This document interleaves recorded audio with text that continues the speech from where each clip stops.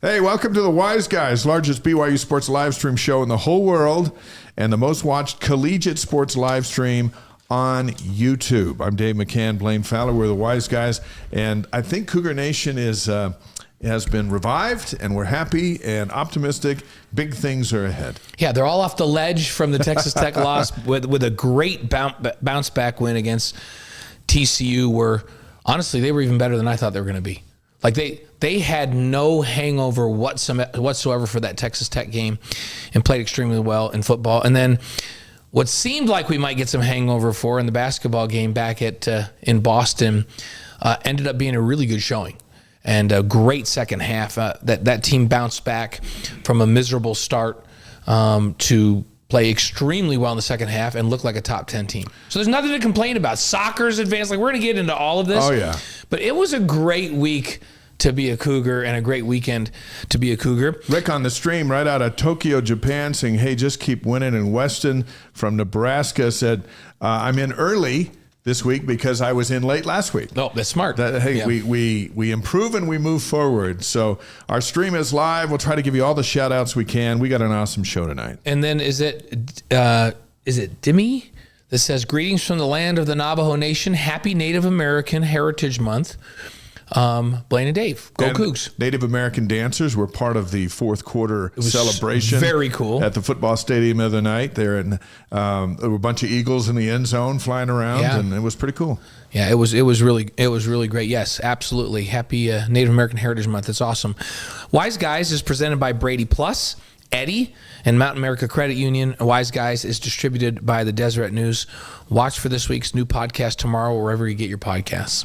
By the way, I'm just seeing here on the stream, David is saying hello from 35,000 feet. What? So flying. So can you and taking in the Wise David, Guys. are you watching it? Like you're streaming it? Are you allowed to stream stuff? Somehow you're doing it. Somehow he's doing it. He's streaming it with the Wi-Fi on the airplane. I'm not sure it's legal, so that's why we're whispering right now, Dave. We don't want to give you away. Drayson from Savannah, Georgia. There's Seth from Northwest Missouri. David from Heber City. Ryan in from Memphis. We just love welcoming the whole world to the Wise Guys. So again, get on the stream and let us know where you're taking us in from, and we invite you to subscribe to our free email at wiseguys.com. Also, our past content is there. Great interviews from the past 3.5 years. And then if there's a free subscribe button, you just hit that on the YouTube channel, and that'll help us grow the show and all that good stuff. Boy, Rose Park, Utah coming in, Jim. There's Vernal.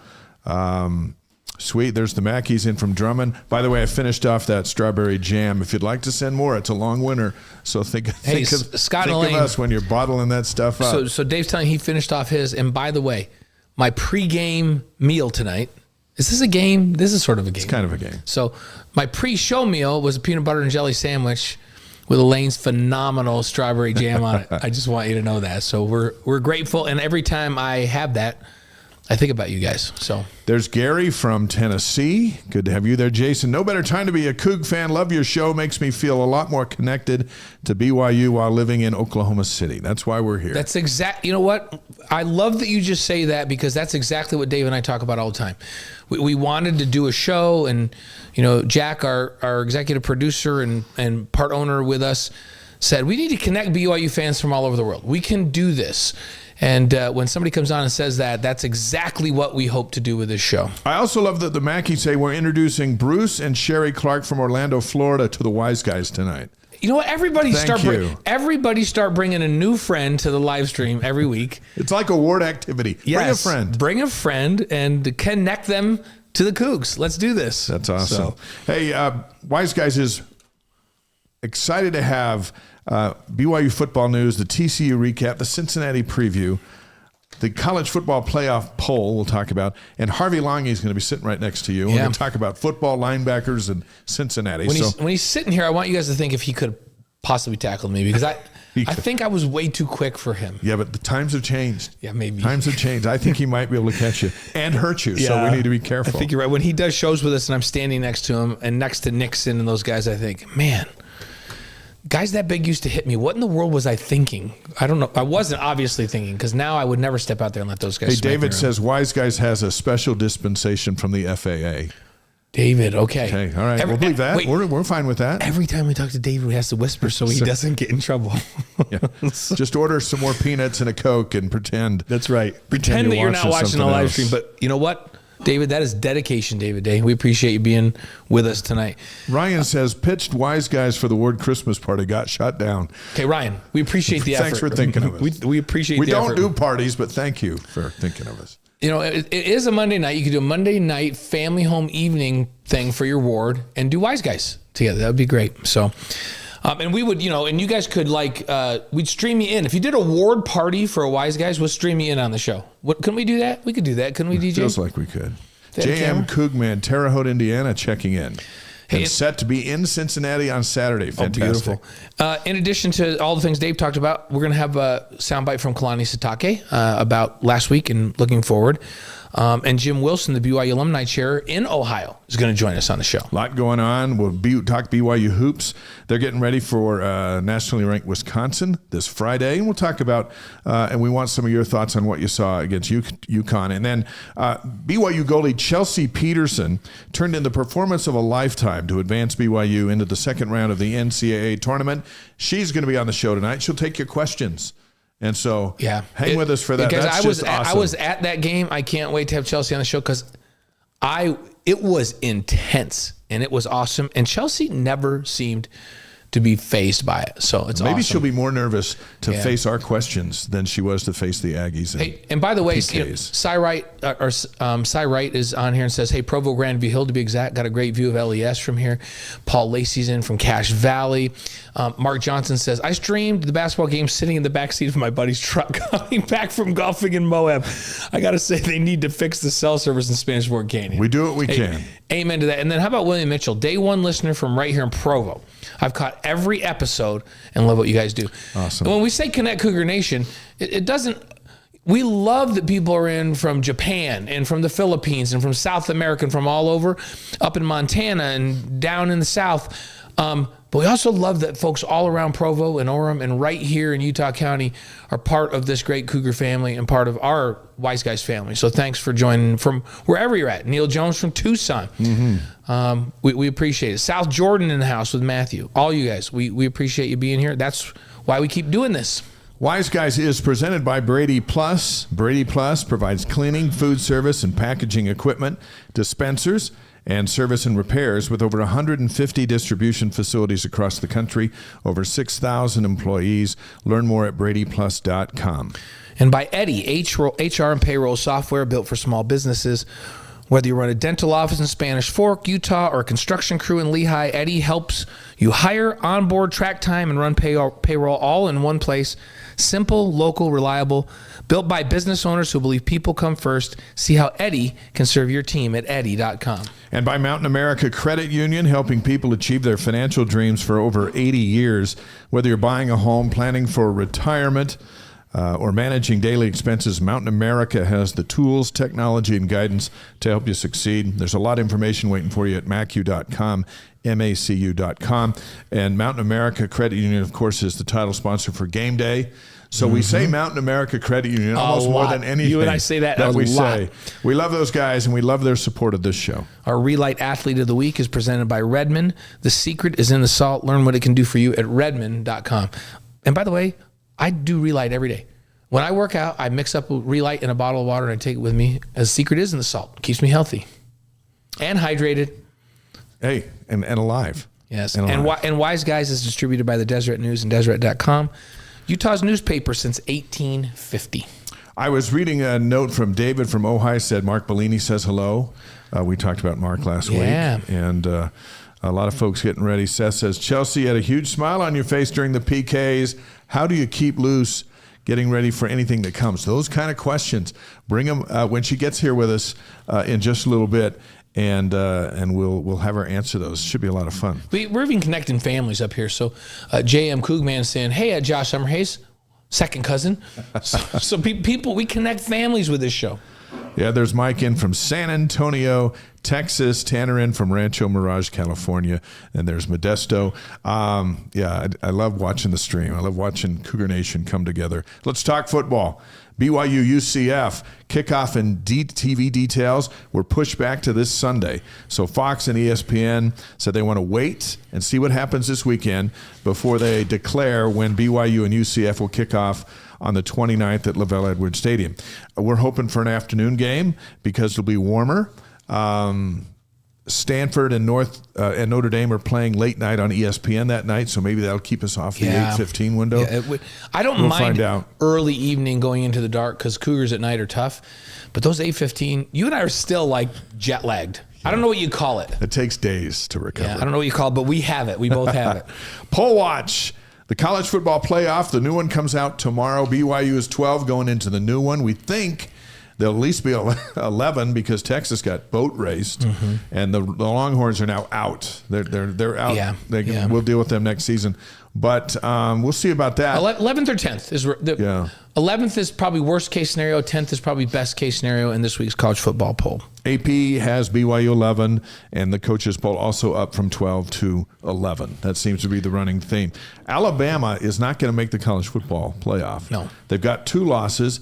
And they got to beat Auburn, but they also going to have to beat Georgia in the national championship game. So that's another team that's moving the other direction. Now, they could beat Georgia. They beat them earlier in the season. Yeah. But Georgia's playing better now. Yeah. And Alabama isn't. They were fortunate. Actually, they got beat by Oklahoma in Tuscaloosa.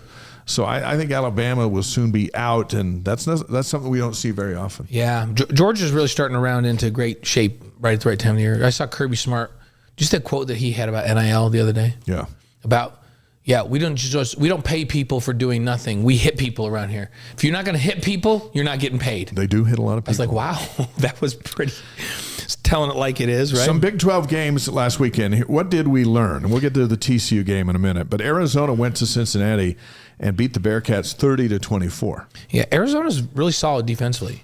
I mean, they held Cincinnati to 3 of 12 on third downs, and they only gave up 154 yards passing to Brendan Sorsby in that game. And then they threw the ball all over the place. 294 yards passing, and they ran the football for 181 yards. Arizona looked good. They're playing well right now. Yeah. So Texas Tech crushed UCF 48-9. The Red Raiders are legit. They should be 5, I think. And they're playing. Comes out. They're playing their best football of the season right now. They're really good. Yeah. So and then Utah beat Baylor 55-28. Baylor, they're going to end up with a new coach. They need a new program. They got no defense, and the Utes are keeping their hopes alive. Utah, when they play teams that aren't very good and they just run the ball at them relentlessly and they have a hard time. Utah's backup quarterback got in the game, Ficklin, and he ran the ball like a running back, just like Dampier does. So they have 2 running backs that play quarterback, Dampier and Ficklin, and they're both really good at running the football. And that line's very good. So Baylor just had no resistance. And now Ficklin was so good that everybody's saying, how are you going to keep both those guys next year? Yeah, we'll see. But they both should learn how to throw. Yeah. Because that's what's going to be required to win the Big 12. Because when you play against Texas Tech or BYU and you can't run it. Or throw it. Then they can't throw it. Yeah, right. And you get beat, which they did. Big 12 standings, Texas Tech is number 1 at 7-1. BYU's alone at 6-1 at number 2. And then you got Utah, Cincinnati, Houston, and Arizona State all right there at 5-2. So here's this week's Big 12 schedule, and then we'll let you know the scenario for how BYU can clinch. Yeah, right now Texas Tech's just going to sit back this week and watch everybody else beat each other. They're chilling out. Yeah, because they've got a bye, a well-deserved bye, and this bye won't hurt them a bit. They'll just sit there, and they may move up again after the bye week. Kansas State is at Iowa State at 10 a.m. on FS1. Baylor's at Arizona at 11 on TNT. These are all Mountain Times. TCU goes to number 25 Houston. That's a 2 on Fox. That's one we'll keep an eye on. And I think TCU can beat Houston in this one. Kansas State's at number 13 Utah at 2 o'clock. It'll be interesting. Kansas State should be a little bit better run defense against Utah. I just don't know that they have enough to stay with Utah. Kansas State a little bit down this year. Oklahoma State's at Central Florida, which we want to keep an eye on because that's BYU's opponent the next week, 2 p.m. on ESPN+. Arizona State at Colorado, 6 p.m. on ESPN2. And then round out the Big 12 schedule, number 11, BYU's at Cincinnati, as we all know, 6 p.m. Mountain Time on Fox. That's prime time. Okay, here's the scenario from the Big 12. BYU clinches a spot in the title game with a win Saturday and an Arizona State and Houston loss, or a win Saturday and an Arizona State loss and a Utah win. So that's the scenario for BYU to clinch this week. They can certainly clinch next week too. But first and foremost, they just have to win. Just win. Just win, and then all the dreamers behind you will stop dreaming, right? Because they're out. But if you don't go to Cincinnati and win, you don't deserve to be in the Big 12 championship game. Right. You got to earn your way in. And BYU's team is built different. There's a lot of great leadership, and I mean, folks out there, let me know if you think different, but I felt like they played the best game of the season last week. This is the most complete game all year against a good team with talent, which is remarkable considering they went on the road and lost in a tough game where they struggled, especially on the offensive side.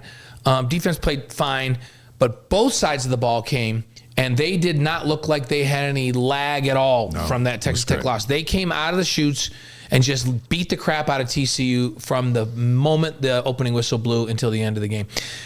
That was impressive, and I feel like they carry that momentum into this week at Cincinnati, and I think they're going to be physical and dominate at the line of scrimmage. Here are the remaining schedules for the games and teams that still matter.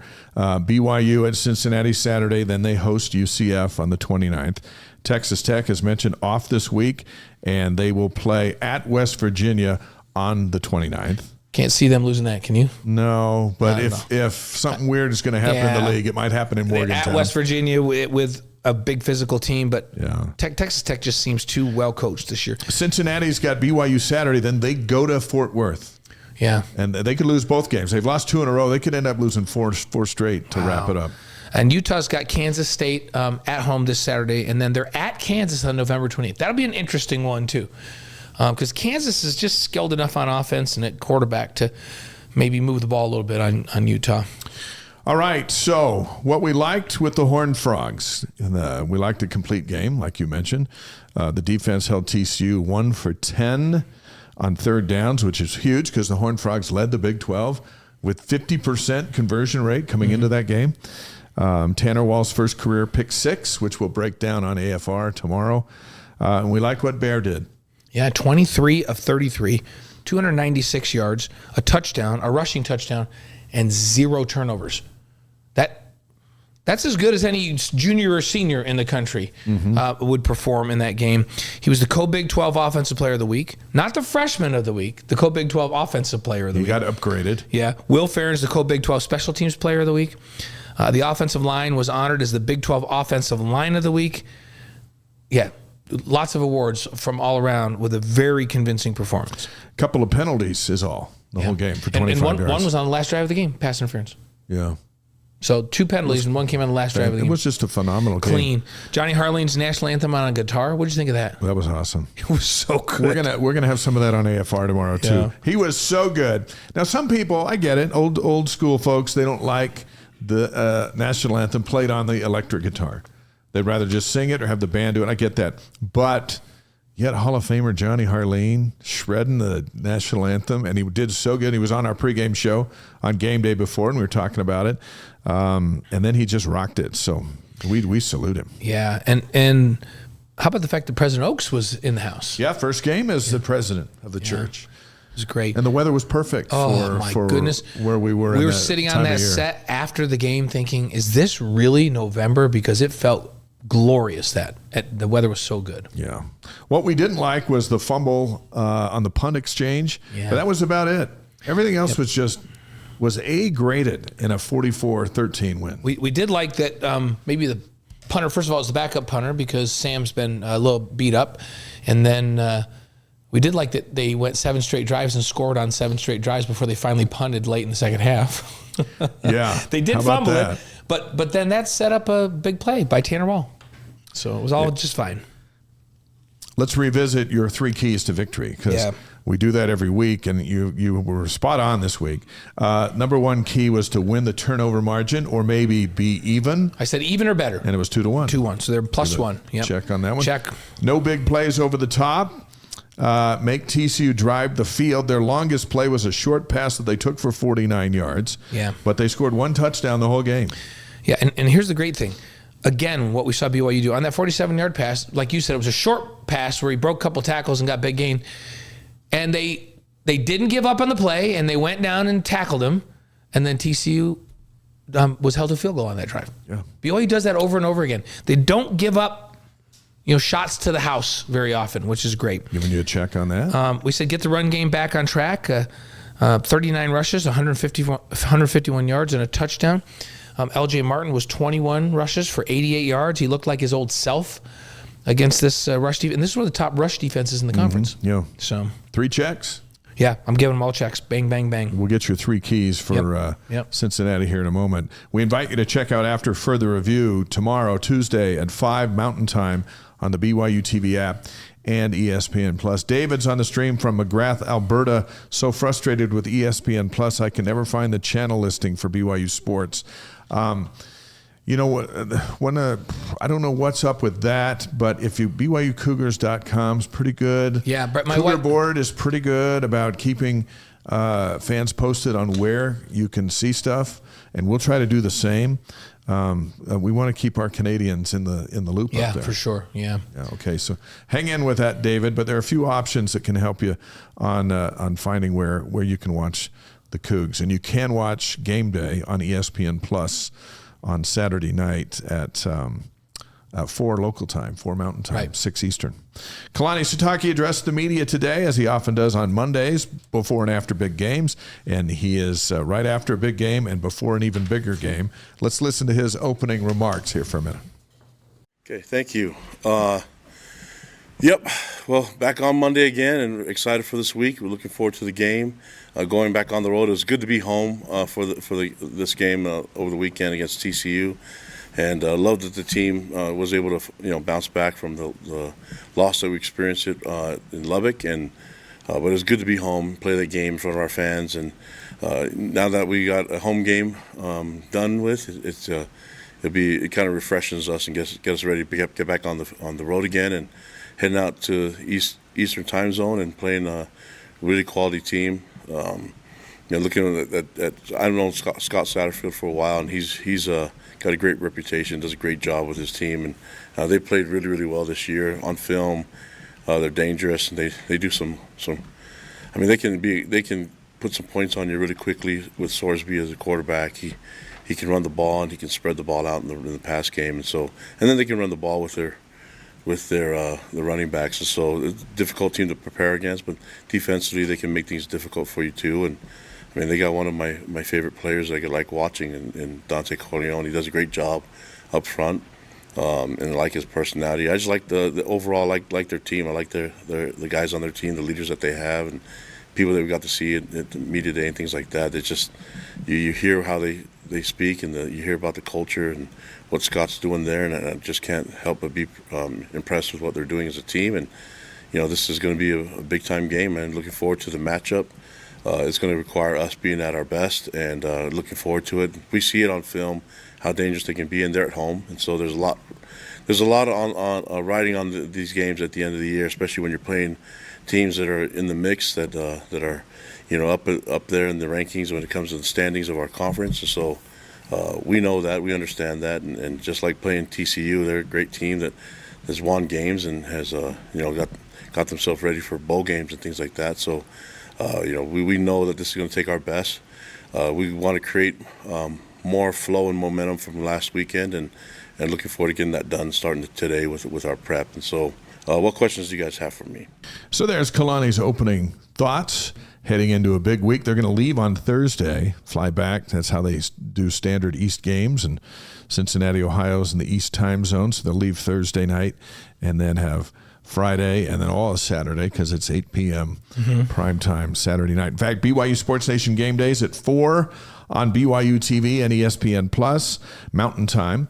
Cougars and Bearcats at 6 on Fox. I love that it's prime time on Fox. There's not a lot of big games on Saturday. It was big to play at high noon on Fox. Didn't play very well at Texas A&M, but 4 million people watched. And that was before YouTube and ESPN had their deal worked out. So you can get 6 million people watching the game on Saturday night. I called it a redemption opportunity. That's the last time they were on national TV on Fox. They didn't play very good. Now they get to come back and rectify it. Yeah, and it's funny. I was looking at a thing about when BYU's been on College Game Day, the featured campus on ESPN, or whether they've been an away game where it's been on College Game Day, they haven't played well. Every time they've been the Fox Big Noon, they win. That's a good sign. Yeah, so there's a trend here going, right? Fox Big Noon kickoff is from 8 to 10 a.m. Mountain Time from the game, from Cincinnati. Right. And so you just couldn't ask, when we're going into the Texas Tech game, that was as big as you could ask for. And then 2 weeks later, you just couldn't ask for a bigger. You got the Fox pregame show in the morning. You got our pregame show in the afternoon. You got the team on primetime Saturday night on the Fox network. With a chance to win and go to the playoff, or at least stay on the road to the Big 12 championship game and beyond. Is there a bigger scenario? It's awesome. Everything is in front of them, and this team showed me last week that they're not going to have any problem coming and being ready to roll.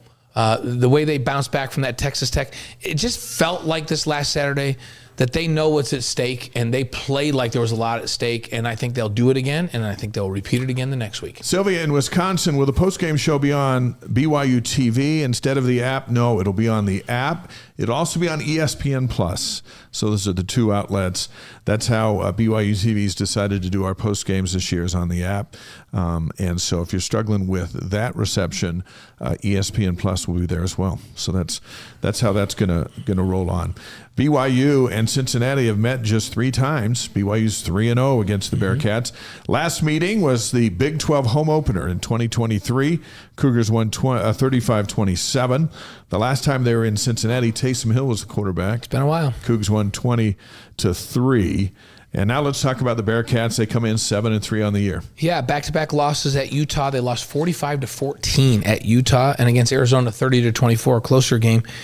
Their quarterback, Brendan Sorsby, 2,228 yards, 22 touchdowns, and 4 interceptions. But in his last couple of games against really good defenses, he has struggled. He was 11 of 33 against Utah. That's not great for, that's it's horrible. It's a really bad percentage. Yeah. He did have 221 yards. He did get a couple of big plays against Utah in the past game. 1 touchdown, 1 interception.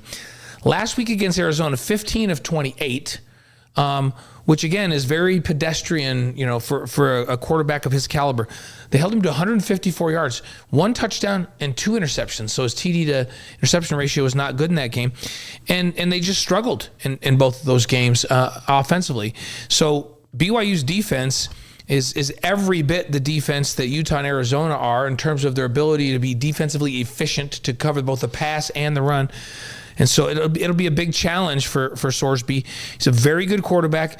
He's a big guy at 6'3" and 235, and he can hurt you with his feet as well as he's not like Kansas State's quarterback or Kansas's quarterback is going to run around and go 70 yards for a touchdown. Right. But he's a big, strong runner that if you leave a seam and everything's covered, he'll take off and he'll carry some guys with him or break some tackles, and he'll make big plays. So you got to keep him in that pocket and make plays. Tommy Walker, running back, had 12 carries for 119 yards against Arizona, and Cyrus Allen has 10 touchdown receptions.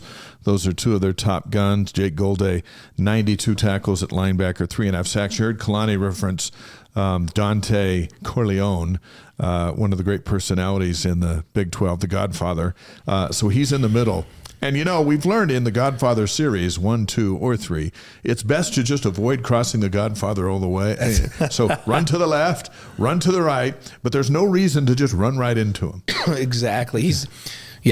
Don't run right at that guy. He takes 2 guys, and he's just like a giant pillar of cement in the middle of that defense. You just can't knock him off the ball. He's really good. Point spread, the Cougars are favored by 2.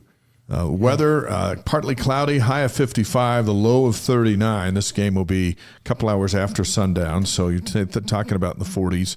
But no rain really in that forecast for Saturday night. And the Cougars are coming out in the royal helmet, white jersey, white pants, royal trim. I love that look. Yeah, it's a very sharp look. It'll look good on TV. And I honestly thought when I looked at this game at the beginning of the season, man, Cincinnati in November, it could be miserable weather. But this is going to be great weather, which is what you want, because I feel like it's a fair contest when the weather isn't part of it. Right. Absolutely. Here's Blaine's 3 keys to victory against Cincinnati before we bring in the great Harvey Langi to talk more football. What's number 1? So I'm going to go with the same thing I've gone the last couple of weeks. Because remember, I said at Texas Tech, they have got to be positive in turnover margin. They were -3. Right. Last week I said turnover margin is important. They were +1, but I said they needed to be even or plus. Mm-hmm. They need to be even or plus again in this game. They just can't be negative in turnover margin against Cincinnati. If they're +2 or more, they're going to run away with this game. So turnover margin is number 1. Okay. Number 2 is they need to win the line of scrimmage, and here's how we're gonna judge that: sacks, yards per carry. For them, that's how we're going to judge the defense, and then BYU's ability to run the ball and sacks. So sacks and yards per carry running the football. I think BYU has a chance to dominate the line of scrimmage. We talked about Tawi Walker. He averages 6 yards a carry, and Cincinnati runs this like a lot of stretch where they give him the ball running parallel to the line of scrimmage, and Cincinnati's line tries to run you down the line of scrimmage and create seams, and then he picks a spot, puts his foot in the ground, and he hits that seam. And he's like 5'8" and 220 pounds. So if you just stick your arm out and try to arm tackle him, he runs right through it. So how does BYU beat that? Well, you got to knock that offensive line. You can't let them run you down the line of scrimmage. You have to knock them into their own backfield and create havoc. So I'm watching for that. If BYU can do that and Cincinnati can't get running the football and Sorsby has to carry them just throwing the ball downfield, then BYU is going to be in a great position. So win the line of scrimmage on both sides of the ball, but primarily on defense. And then the last thing is no big plays over the top for Cincinnati. If they're going to score, make them drive the field and don't allow them to get big plays over the top. All right, those are Blaine's 3 keys to get to 10-1 by beating the Bearcats. And I feel good about all of those. I feel like they're going to do everything we're asking them to do. I agree. I think so too. There's one real notable game in addition to BYU's. That's number 17 USC at number 8 Oregon. So anytime a 17 can beat an 8 and an 8's in front of BYU, we'll keep tabs. So as everybody, what you're saying is everybody root for USC this week. Yeah. Yeah, this is a week I think you can pull for the Trojans. Now they're playing at Oregon, so they're probably not going to win it. But. And Oregon's good, but I tell you, Oregon, if you look at their schedule so far this year, they played one of the easier schedules in the Big Ten. USC will be a challenge for them. All right. Our 4-star tight end, Brock Harris, opened his mission call this week. He's going to spend the next 2 years teaching the gospel in Spokane, Washington. He'll graduate in December, leave in January, be home in 2 years in time for spring practice 2028. Texted Brock and let him know of our congratulations, and he's going to be a great tight end at BYU. But first, he's going to be a great missionary for the church. It is my pleasure to introduce our first guest, proud member of our BYU TV sports family and member of our game day pregame show, former Cougar, former NFLer. We're happy to have Harvey Langi back on the Wise Guys. And anytime we can get you out of the house right about this time when it's time to put the kids down, we feel bad, but yet also from a guy perspective, we're happy to do it. Good to see you. Hey, really appreciate being here. Yeah. It is dinner, feed the kids, get them wind down, get them in their jams, and then, tuck them in. But good luck, babe. Well, hey, here's the thing. Like, she can feed them, and then you can go do the lay next to them and sing songs to get them to sleep. You can be back in time. 100%. Yeah, you'll be back in time 100%. For that. Yeah. What'd you think of that TCU game? What are some of your thoughts? I love the way that BYU responded. If you look from last year when BYU loses to Utah, they go on a little losing streak, and I just felt like it took them a little bit of time to recoup and to unite as a team to go back out. Clearly, that's not the case this week, and that's a great sign of coaching, the environment from all staff members, from the strength and conditioning coaches to the training room. We've been here, guys. We can do this. Like, let's not repeat what we did last year. Right. What can we do to change it up? And clearly they've made some changes because the way that they played from offense to defense to special teams, I really was impressed from last year. Yeah, I thought that the way this coaching staff approached it, they took a lot of pressure off the kids, and they said, hey, we could have done better. We didn't put you in a great spot. We could have done better from a game plan perspective on offense. Special teams things, those are an aberration. Put it behind you. Let us take the blame for it. You got to push forward, and we're going to give you a better game plan this time. And then they go out and they just dominate.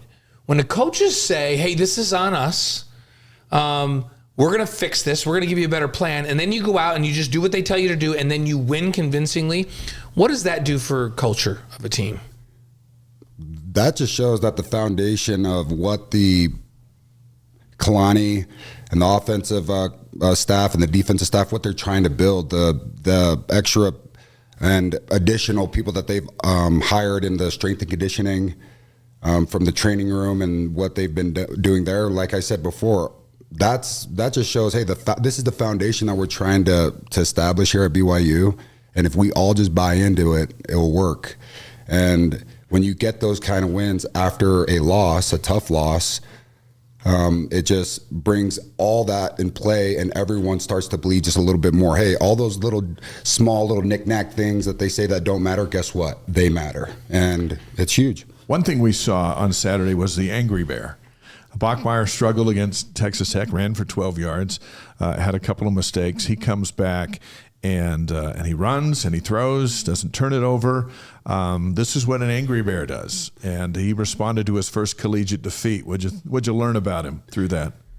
It's the beauty of football, and one of the beauties of football is just being able to see what you do against adversity, and being the age that he is, the journey that he's been on, and now getting smacked in the face from a Texas Tech team. What are you going to do? Being a leader, that is the most, the quarterback position is the most important position of all of football, correct? We all know that. Oh, yeah. No, Blaine's not going to argue with you. Exactly. I've been trying to tell these guys that forever, Harvey. And every once in a while, like you'll admit it, B-Lo will admit it. For some reason, Austin Collie, I can't get him on board.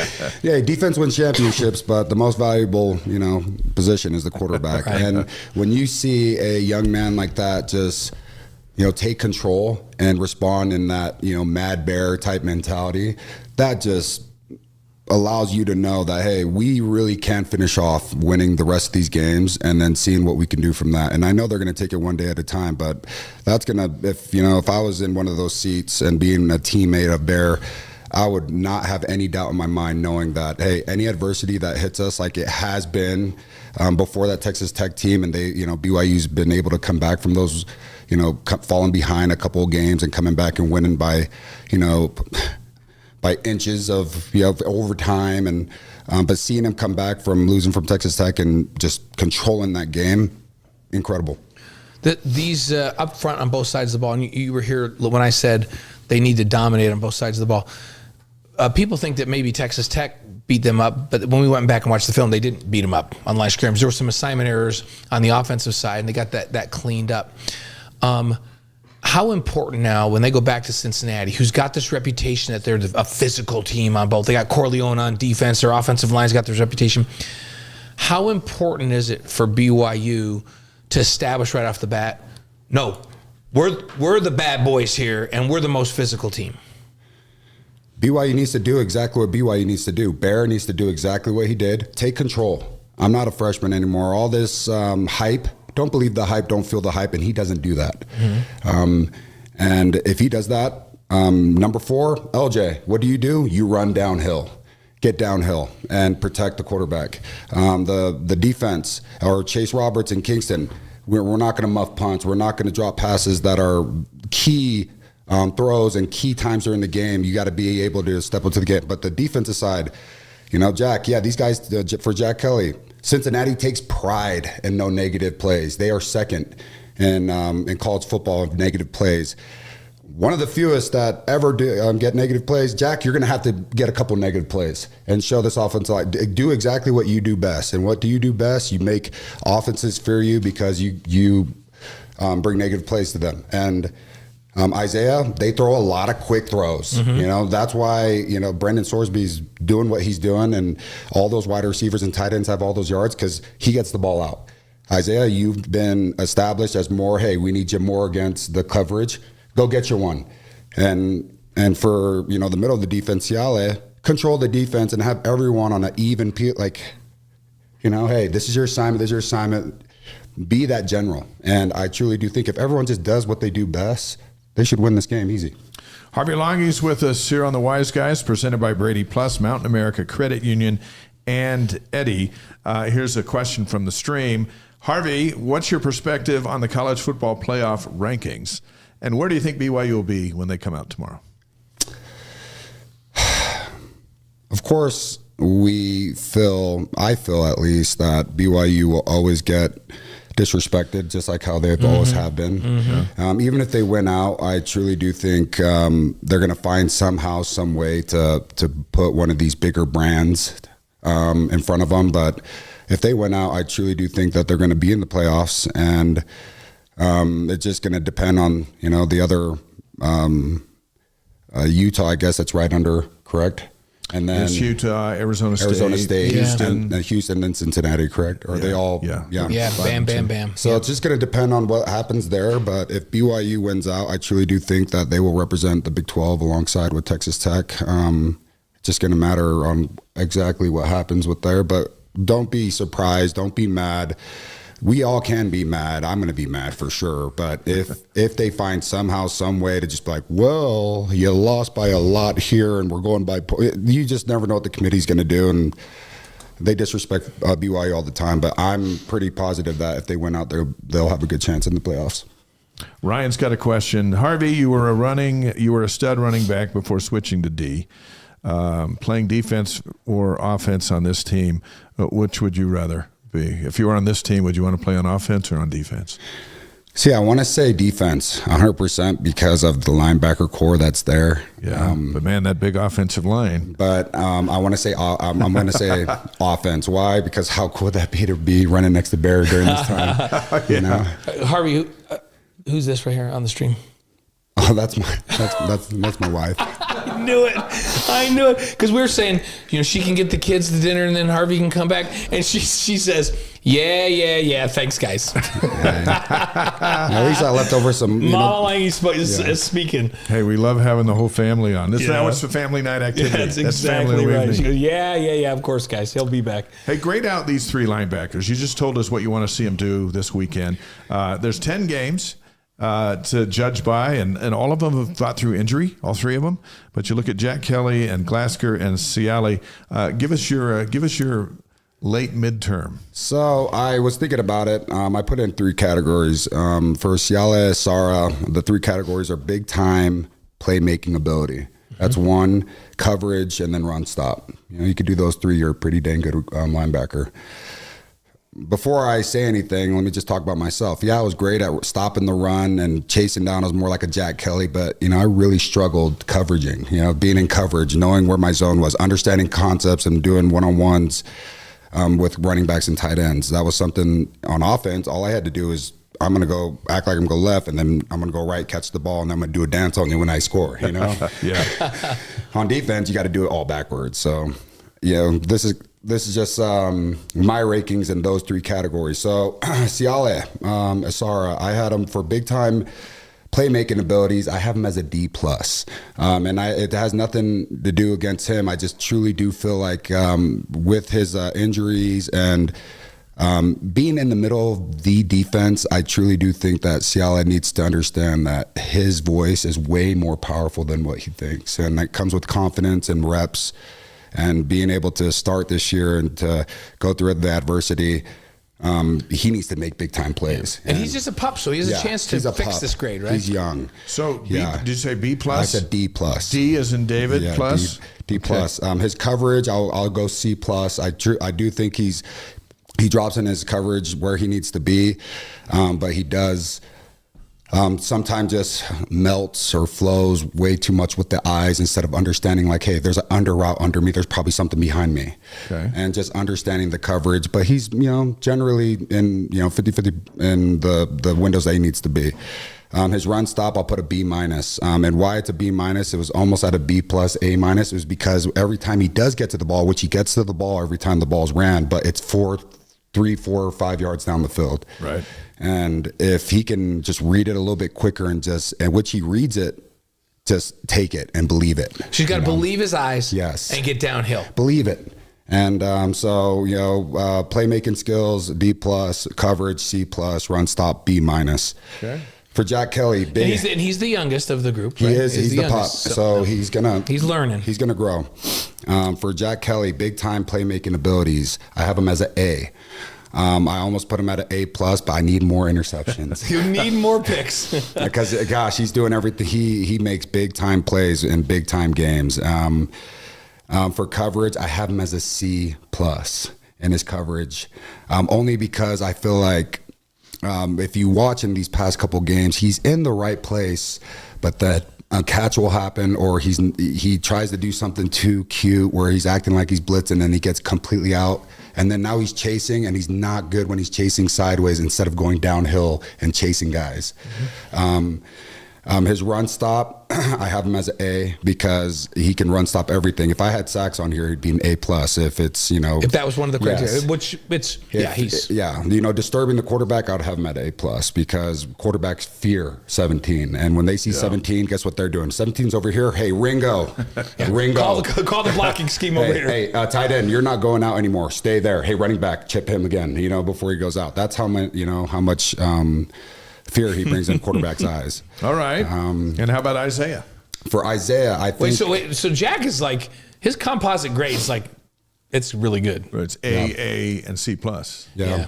So he's good. And the coverage just comes in. It will come with experience and him dropping more. But since he disturbs, he just disrupts offenses so much. So why not keep sending him? He reminds me a lot like Kyle Van Noy. Yeah. If you look at Kyle right now in the NFL, he rarely drops. And when he does drop, he's so smart. And I think Jack's going to get to that point where Kyle gets a lot of these little picks and he does big time plays in the coverage area because of just his, he knows he knows what they're doing and he knows where to go. And I think once Jack gets there, he's going to be a Kyle 2.0. Isaiah Glasker, big time play abilities. I have him as an A. I truly do think he makes a lot of great plays. The only reason why it's not an A+ is that when it is super, lately when the game's on the line, he's so dialed in his coverage. And sometimes you just got to risk it for the biscuit. And Jack does that all the time. Jack's like, hey, I'm going to just go. And he's successful. And I want to see that out of Isaiah sometimes. It's like, hey, I've been locking this guy down all day long. I see the quarterback coming to me. Guess what? I'm going to go blow him up, or I'm going to go try to just, snag this over here. Coverage ability, I have him as an A. And it just shows because you haven't really seen Isaiah in the box as much. You haven't seen him come off the edge as much as Jack, because he is such a lengthy guy, has very long arms, can move side to side, can jump. Well, what did he play before? Wide receiver. Yeah. So he knows exactly he knows the concepts. And if you see his playmaking abilities when he's in coverage, it's actually unreal. Yeah. He's one of the best coverage backers in the country. 100%. His run stop, I went B+. And the reason why is that when he does get there, he brings the boom, but it's when he gets there. He'll get there, 50-50. Sometimes it's at the line of scrimmage or behind the line of scrimmage. And then sometimes it's 3, 4, 5, 6 yards down the ball because, he's in coverage. But when he does get there, though, for a fact he's coming in there like a torpedo. So those were my grades for him. That's good. That's stuff from a guy who played linebacker at the next level. Yeah, with the Patriots. So and Harvey's, by the way, he's grading him like an NFL guys. He wants him.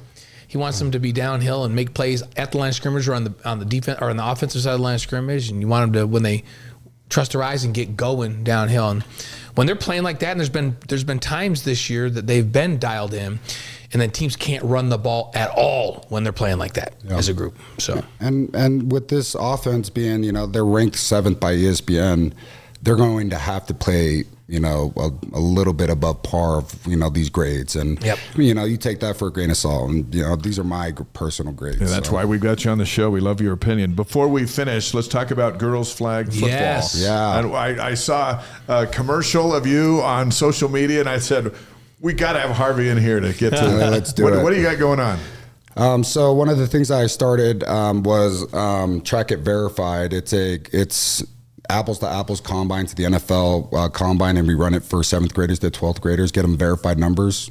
College recruiters only take one verified number if it's speed and it's track. Mm-hmm. And if you don't run track, then you don't got anything. Imagine if you had, you're working on all your combine stuff, and it's like, hey, I was stuck behind Blaine Fowler. I have no film, but if you look at all my verified stuff right here, all the film on it, all the numbers, I'm just as good or more athletic than him. Can you use that, or do you know anyone else? Well, that's kind of that's impossible. So you talk about a fantasy hypothetical. thing. It was a hypothetical. Okay, it's a hypothetical. So yeah, we started doing that. The 2 years we've helped, over 35 athletes receive their first scholarship that were under zero radars. Out of a very small pool, and we're only growing. And as we were doing that, a lot of these young athletes are in flag football nowadays, and they spend so much money in flag football. And I was just like, guys, college recruiters only watch flag football if you have, 3 to 4 or 5 stars going against 3 to 4 or 5 stars. Right. And that's the only time they're going to watch it. Other than that, you're not going to really get anything. But as my son is into it, as I don't like it and say, flag, I loved flag football, I'm not going to lie. But I see my daughter and I see all the other girls running around while my son's playing. And I'm like, we're one of the few states to not have flag football in high school. There's over 200 plus and over 100 applicants that are about to get approved in college clubs for flag football girls. And I don't understand why we don't have it here in Utah. So we started a girls flag football 4 to 9. It's all free, open gyms right now. Currently, it's Wednesday and Friday. It's done at the Ion Solar Place, the old Vasa on 800 North. On Wednesday, it's 7 to 8. On Friday, it's 5 to 6, and it's free. And we just want to teach the younger girls, hey, this is football. Come and have fun. And, maybe in the future, when the snow melts and all that, we'll go into middle school and high school, because eventually when it does come around to Utah and they start letting Utah high school participate in girls flag football, then hopefully we can be one of those feeder teams to help, the girls, develop and get the fundamentals of play. And is your daughter happy about this? Oh, she loves it. Harvey's a girl dad. He's a girl dad. It. He knows, right? Yeah. She loves it to death. And, all the other things she does, ballet and dance, and she can go out there and cartwheel and giggle. Over here, they put their game face on, and it's so much better than coaching boys, because the boys are dinking around in the line. They're trying to give each other wedgies and stuff. You have to repeat yourself. I tell the girls one thing, and they do it. They do it, and it's incredible. So the reaction from the girls has been good as they've come and said, I'm going to go check this out. Yeah. So we're going to just do open gyms all the way until Christmas break, and then January we'll split them into teams, and then we'll start a small little league. How can folks get information on that? You have a website? Yes. Well, they can just go on Level Up Athletics on Instagram, and the website right now is still going through some things, but it's Level Up Athletics on Instagram. Okay. And you'll get all the information on there. Right now, we're just trying to let the girls have a lot of fun playing football. That's awesome. Cool. Good for you. And then they can watch a game on a Saturday and enjoy it more. Yeah. Now they know what's going on. On Saturdays and Sundays, instead of them running around and you're wondering where they're at, they're going to probably be right next to you on the couch watching. I love that. That's great. Thank you for coming in. We'll see you Saturday night. Okay. As game day gets ready for now the biggest game of the year. Every game gets bigger from here on out, and that'll be quite a night. All right. Well, really appreciate y'all having me, and it's nice to change the scenery up from the studio. From being over the studio. Well, we'll be in the studio Saturday night. Yeah, our same old digs. All right. Now, if you hurry home, you can help feed the kids dessert as we're sending them home. Hanrai comes in from Jakarta, Indonesia, listening to Harvey Langi tonight. Right. So, Harvey, thank you so much. Appreciate it. Thank you. brother. Harvey Langi, our BYU TV football analyst. He'll join us Saturday night at 4 o'clock Mountain Time, 4 to 6 on BYU TV and ESPN Plus. Whenever BYU hits the road, Wise Guys reaches out to the alumni reps in the area to get the details on all the BYU events surrounding the game. It's our pleasure to welcome Jim Wilson. He's the chairperson of the Ohio Cincinnati chapter of the BYU Alumni Association, where the Cougars are coming to play on Saturday. Jim, happy Monday night. Thank you for joining the Wise Guys. Thanks for having me. What's going on in there in Ohio, the Buckeye State, getting ready for the Cougars? Yeah, we're getting ready to be excited about the Cougars beating the Cincinnati Bearcats on Sunday or Saturday. Sorry. How excited is everybody back there to get the Cougars in such a big game in prime time? They're in Cincinnati. Well, just to give you an idea, we asked for 1,200 tickets, sold them almost immediately, and have gotten a lot more from the people here in the Midwest. They love the Cougars. They love getting together at a tailgate like we're having, and I think we're looking forward to a lot of fun. So you mentioned getting together for a tailgate. Talk to us about the activities you have planned for the BYU fans attending the game this weekend. Well, we start our tailgate at 5 o'clock. We're going to be there for 2 hours. We have food for the fans. We have activities going on. Lots of exciting things that we're planning. We got, of course, all the inflatables that BYU provides. We've been fortunate to get a big place on the soccer field there at UC, University of Cincinnati. It's Gettler Field, and we'll be on the field. All of the activities, cornhole, soccer, football, anything we can do. And then we have just get together. We'll have the BYU TVs there, of course, to show us what's going on the big screen. So we're looking forward to it. There's a lot of excitement. Can folks just come up and walk up and get into the tailgate, especially those who have bought tickets through StubHub or wherever they're coming to the game, or do you need to have a set number and then you're full? What's the format? No, we're still open. Anybody can come into the tailgate. We'll have an entrance. You can come in the tailgate, and if you want to participate in the activities, we have tickets for that. If not, you can just come in and join the crowd. It looks like we're going to have about 900 people there right now, and that's going to be a big night for us. That's awesome. Hey, what's the service project, and how can alums from all over the world who won't be at the game help out? Well, we're doing two things. One, the Bearcat food pantry, which helps the BYU or the UC students who need, food, or they may need a suit to go and do an interview. That food pantry is in need of help, and so we coordinated with our self-reliance area manager here, and we're bringing in one of the surplus trucks and unloading food and commodities for that pantry and stocking the shelves. And then our second project is we are collecting coats for elementary school children in the Cincinnati area in conjunction with the NAACP here in Cincinnati. And people, if want to contribute, there's a website or an Amazon wish list that you can go and buy coats on, and they'll be shipped directly to us.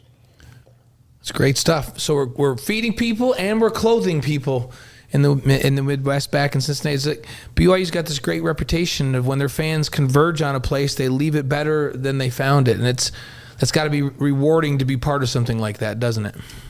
Yeah, it does, and it takes a lot of hard work. I've got a great board that has been doing some super work, and we're ready to, on Saturday night to have a good time and show the people what BYU does and what's the helping the community and however we can. And so we're excited about that. We've collected about over 400 coats so far, and probably get more. So that's awesome. Before Blaine asks you for your keys to a BYU win on Saturday, in a moment, Chelsea Peterson, the outstanding goalie, is going to join us. She's just getting started in her Cougar career. You've been involved with BYU your whole life. What has that association with the Cougars meant to you? Well, I guess I'm one of those that I bleed blue, like they say. I've always been an avid BYU fan. I graduated in 1970, so that tells you something about my age. And I've always followed the Cougars no matter where I've been. I spent 28 years in the Army, and no matter where I was, I always tried to watch BYU football and basketball as much as I could. Always been an avid supporter, bought products and helped donate as much as I could. So I've always been excited to be part of BYU. BYU is a big part of my life. It gave me an education that I was able to do many things in my life. Taught me a language that I've used all my life, and so I'm always excited and proud of BYU and proud to represent her. Good stuff. Awesome. All right, hit him up with the big stuff. Now we're going to ask you the big football question.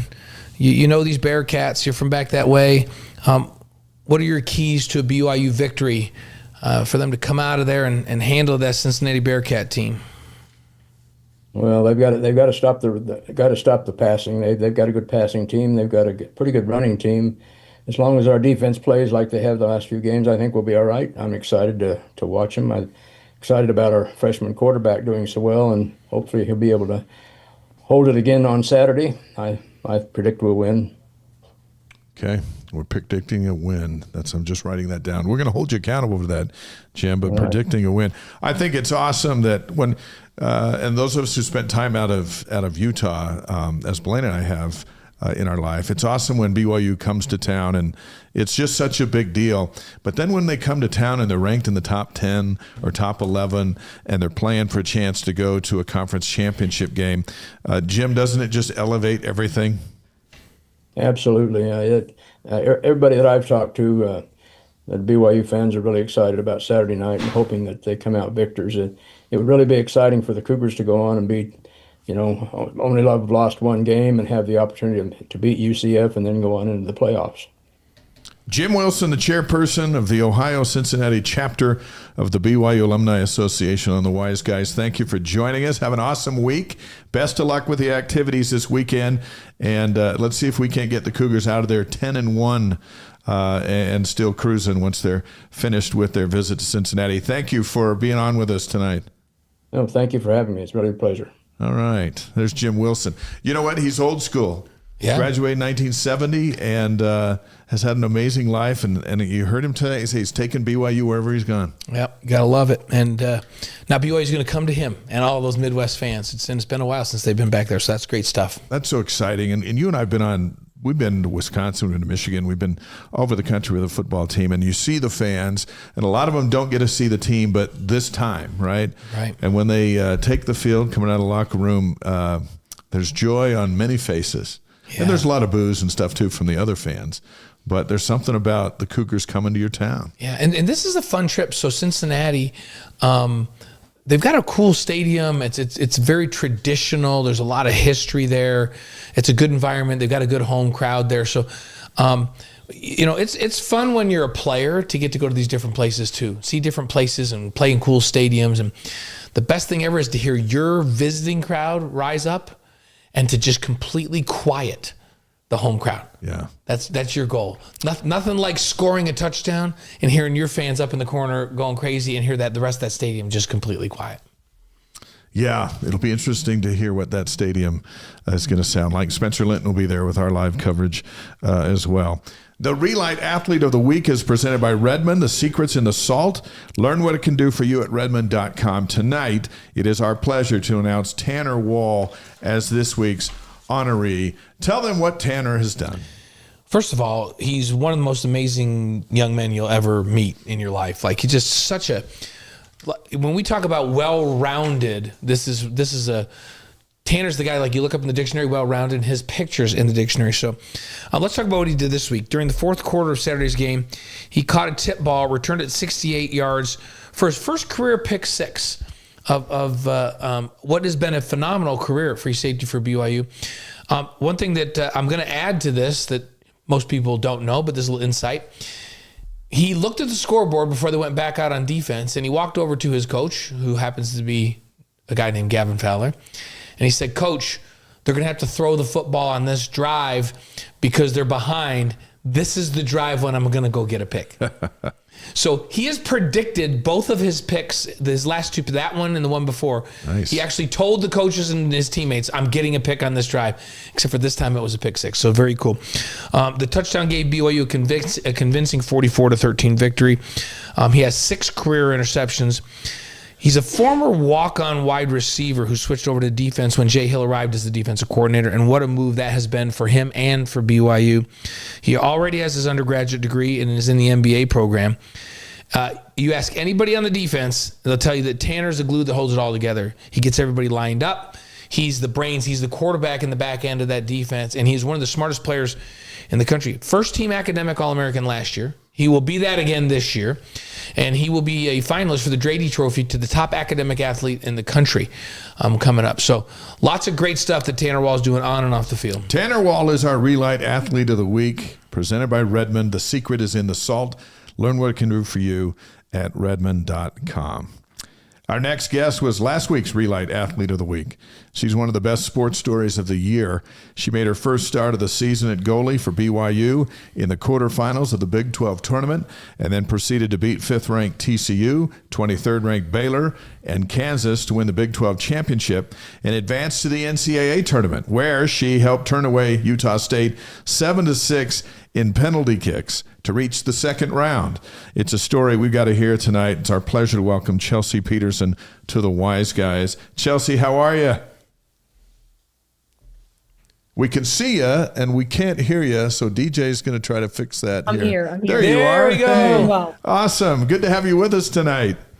I'm glad to be here. Thanks for having me. Okay, Chelsea, you might have you would have going to meet me the other night because I was at the game, and after what you did in the PKs, I almost came out on the field and gave you a hug. I was so excited, and I was going to tell you, hey, by the way, I'm Blaine. You're going to be on our show on Monday night. But my goodness, that was fun on at that game on Friday night. Wow. So we got a lot of questions for you. Let's start with Friday night. In that back and forth 11-round penalty kick duel between you and Utah State goalie Taylor Rath, who played great as well. How much fun was that? I mean, PKs are fun. You can't draw it up more. It's so exciting for me. I wish we could have polished them off in 90 minutes, but it just wasn't in the cards for us on Friday night. And so when PKs come, I get excited because they're just fun. Just a fun way to end a game. It seemed like you were almost like messing with Utah State's, like, you didn't seem fazed by it at all. You had a big smile on your face. You were talking to the official there. They were coming up. You were clapping. You were telling the crowd, "Hey, come on, let's go, let's go." Like you didn't seem fazed by it. You seemed like you were embracing the moment. Were you purposely trying to get inside of Utah State's their team as they were trying to kick those, or is that just who you are out there? I mean, I think it's a tactic I use because just like with PKs, if in a shootout, there's 5 shooters normally, unless we go to the next round. In the case of Friday night, there were 11 shooters.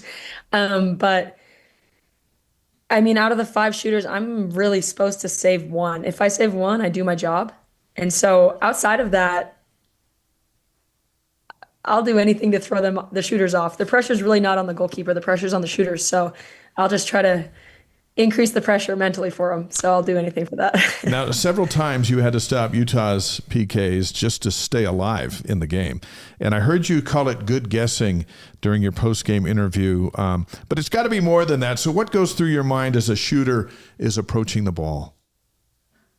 Yeah. It is a lot more than good guessing, but definitely their run up, their approach, their right foot, left foot, how they play on the field. We scout them weeks in advance, like the week leading up to games, their shooters and the directions. And so there's a lot that goes into it, but at the end of the day, it's kind of my gut. So, well, your gut was really good the other night. So what does that feel like, Chelsea, when the entire match and season comes down to you one-on-one on each of these shooters? Yeah, really it is on the shooters. It's not on me. I think soccer's interesting because it's not like basketball where 10 guys get points on the board or whatever. There's the goal scorers and there's the goal stoppers, and a lot of times the eyes are on them. But with a shootout, these shooters are the ones that win the games for us. Yeah, okay, I make a stop, I do the things I need to do, yada, yada, yada, but they're the ones that really secure it. They don't always get the attention post shootout, but they're the ones that win it. So. All right. So that being said, and we're watching you on the broadcaster. Blaine was there, and I was watching. They're ready to kick to win and advance on your home field, and you're the only stopper. Now there's pressure on the shooter, but man, not everyone can do what you do, and you just did it. Did you even have time to think about it, or are you just going, "Hey, it's you and me. It's mano a mano, and the pressure's on you to get past me"? Yeah, I honestly, with PKs, I see in a shootout, not in a PK in the run of play, obviously, but in a shootout, I see no advantage of me keeping score. My job stays the same, whether, wherever we are, 11 PKs in, 1 PK in, whatever. My job is to make them miss or to save it. And so Greg Rebel after the game was like, "Chelsea, there were 3 times that they could have won it?" And I'm like, "Oh, no." I knew I had to my job was not changing, and there's so many other factors in the moment that I had to worry about that me keeping track of this thing when we're in the 8th round or whatever is not my first priority. So it made sense. So everyone got excited after their own, but boy, Chelsea, you just described what every coach says about every sport. Like football team always says to the guys, you can't think about it. You think about the play that is in front of you. Don't worry about the last one. Don't look forward to the next one. You go do your job on this play. Baseball coaches teach the hitter to focus on this pitch and only that. How do you do that and not get caught up in the entire environment and the magnitude of the match? And it was like, I was like stressed out. How did you not get stressed out? Yeah, I think very quickly after, regulation, I feel like I'm, passionate, but normal. But come PKs, I know it's so much of a mental battle for the shooters. So I do kind of lean into the crowd, into emotions, and lean into as many variables as I can to affect them. And so I hope it worked a little bit, but it worked. It worked. You're playing on Friday, so it worked. Yeah, it worked. Chelsea Peterson's on the Wise Guys, presented by Brady Plus, Mountain America Credit Union, and Eddie. Cougars face UCLA on Friday in the second round of the NCAA tournament. More on that in just a bit. Growing up a BYU fan, how in the world did you end up tending the net at rival Utah for a few years? What happened? My whole family's Cougar fans. My granddad was a religion professor at BYU a long time ago. Obviously, I'm from Orem, went to Orem High right here. But it just better situations for me at Utah, better opportunities when I was in high school. And so went there and had a lot of fun back in the Pac-12 days, Yeah. pre-mission. And so there was a lot of good games, good matchups, fun playing against some really great forwards and attacking players from the Pac-12, and fun playing with my team up there for 3 years. And then the Lord said mission, so we did. So, and then to BYU. So lots of chaos. You tell us what went into that decision, because you played for a couple of seasons up there, and then you decide that you say the Lord said go on a mission. What went into that big decision? Yeah, I think it honestly, it just came. I was just thinking about my next thing. I 3 years at Utah. I'm a goalkeeper, so red shirts are extremely common. So my true freshman year, I redshirted. And then I played 2020 and 2021, but they became back when the COVID year got pushed. So there were 2 seasons in 2021 that I played. And then at the end of 2021 and leading into 2022, it just came hard and fast that the mission was what I had to do, and it just felt right. And it was just so, they couldn't shake it. It was absolutely certain. I was absolutely certain it was what I needed to do, and serve my mission in Manchester, England. And it was absolutely transformative. Everything about me and spiritually and in a lot of different ways changed and developed and became way better. And I think it's made me hopefully a better person, and hopefully a better soccer player. So it was a special time to serve. Well, it was a mission in an area where they take soccer seriously. That's like the NFL over here, but over there it's all soccer. Man U's the biggest thing ever over there, right? So when you were knocking on doors and you told folks you were a goalie in a Division I soccer team, did that get you in faster? Did they go, what, soccer? Come on in? Yeah, I served about the first 9 months of my mission in Manchester. So we have Man City and Man United, which is crazy. And then I served the last 6 months of my mission in Liverpool. Oh, wow. So that's also crazy. So the game traffic, they play Sundays. So that was always nice, trying to get people to come to church. Right. When I'm like, I get it. There's a Liverpool game a mile that way. I understand. But no, it would be really easy to talk to people about soccer, and obviously, to have some random American missionary that is just a random person start talking tactical with people on the bus and talk about formations that Man United is playing, or you know what I mean? Just like, they're like, what? Just couldn't quite figure it out. And it was fun. Even we'd play a lot with youth groups, and I brought my cleats on my mission because I was like, I'm serving in England. Like, this is inevitable. So it was cool. So on P days, did you get to play a little bit, play some soccer? Or they don't call it soccer, they call it football. When I say football, I tell my friends over there, I'm going to a football game, and then I have to explain to them that it's an American football, and they're like, oh, whatever. Like, just something, Some stupid sport where you run into each other. Amount. It was fun. That's great. So after your mission, BYU comes back into your life, but not for soccer. Right. Yeah, I came home from my mission with not intending to go back to Utah. I knew I wanted to be done there. And I came home. I felt really strongly to serve mission. So I said, I figure God has plans for me. Because I mean, started for 2 years at Utah, and then just to leave in the middle of that is not normal after doing school for 3 years and serving mission kind of late, was really not normal. And God, it was very clear from the Spirit that I needed to go on a mission. And I said, if He's sending me, He's going to take care of me when I get home. But it did kind of feel like I was just kind of trashing soccer and just kind of throw it in the trash. We're kind of done with it. And I was like, okay, whatever. Like, God has a plan. So I came home from my mission, got in the transfer portal, was talking to a lot of schools. I was fine going anywhere and around the country. I didn't need to stay here or anything. And then I once again just felt extremely, extremely strong to just come to BYU and study exercise science. It was like a very, come here, study this. And I was like, no. And I did it, and it panned out. I was a student, not a student athlete, for a year. Actually visited with BYU when I initially came home from my mission, got in the portal, but things just didn't line up again. And I just felt really strongly to come here. So I was a normal student for a year. So it's crazy. Wow. That reminds me of the scene in Hoosiers when the son of the preacher, they break the huddle, and the son of the preacher stayed on the sideline, and he's saying a prayer, and Gene Hackman, the coach, is kind of looking at him going, what's going on here? And he leans in and he says, I can't remember his name, he goes, God wants you on the floor. Yeah. So then he went into the game. It sounds like that for you in your life. God wants you on a mission. He wants you at BYU. He wants you to study this. And then maybe a surprise to you, but certainly not to him, you end up on this year's team. How did you end up on this year's team?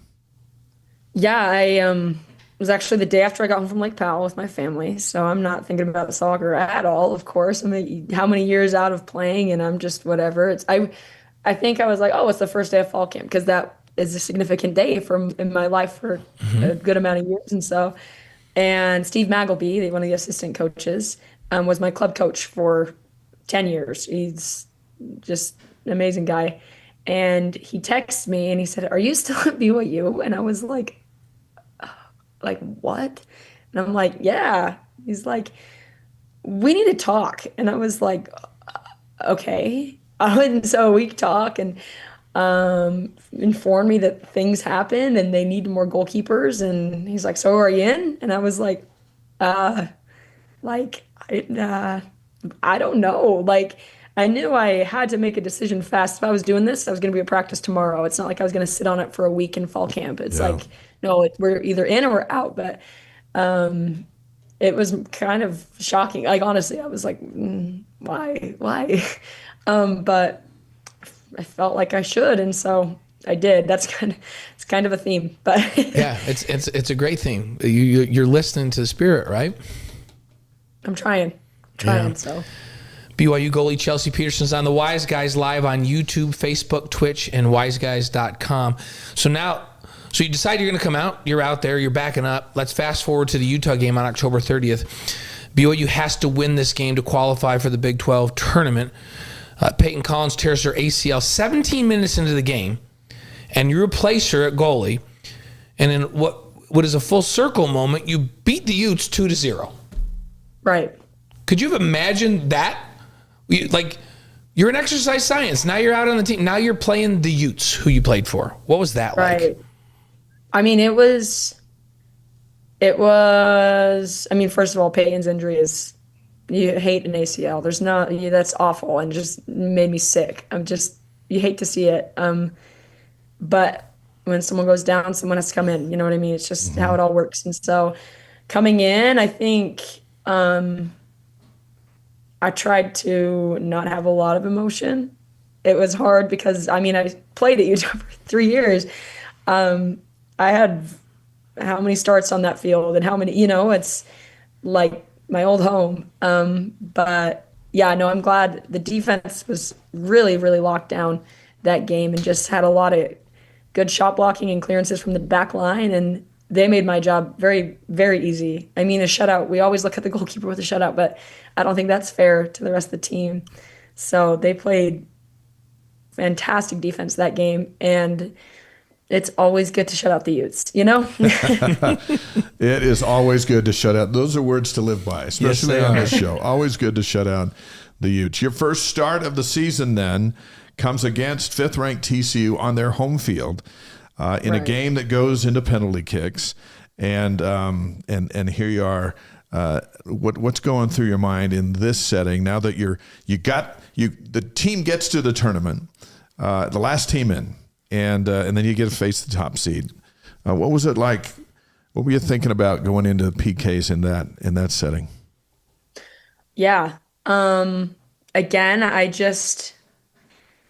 don't think a lot in PKs. I think in the run of play, there's a lot of problem solving and decisions to be made and communication. And I mean, what I'm doing, what the team's doing, and obviously goalkeeping.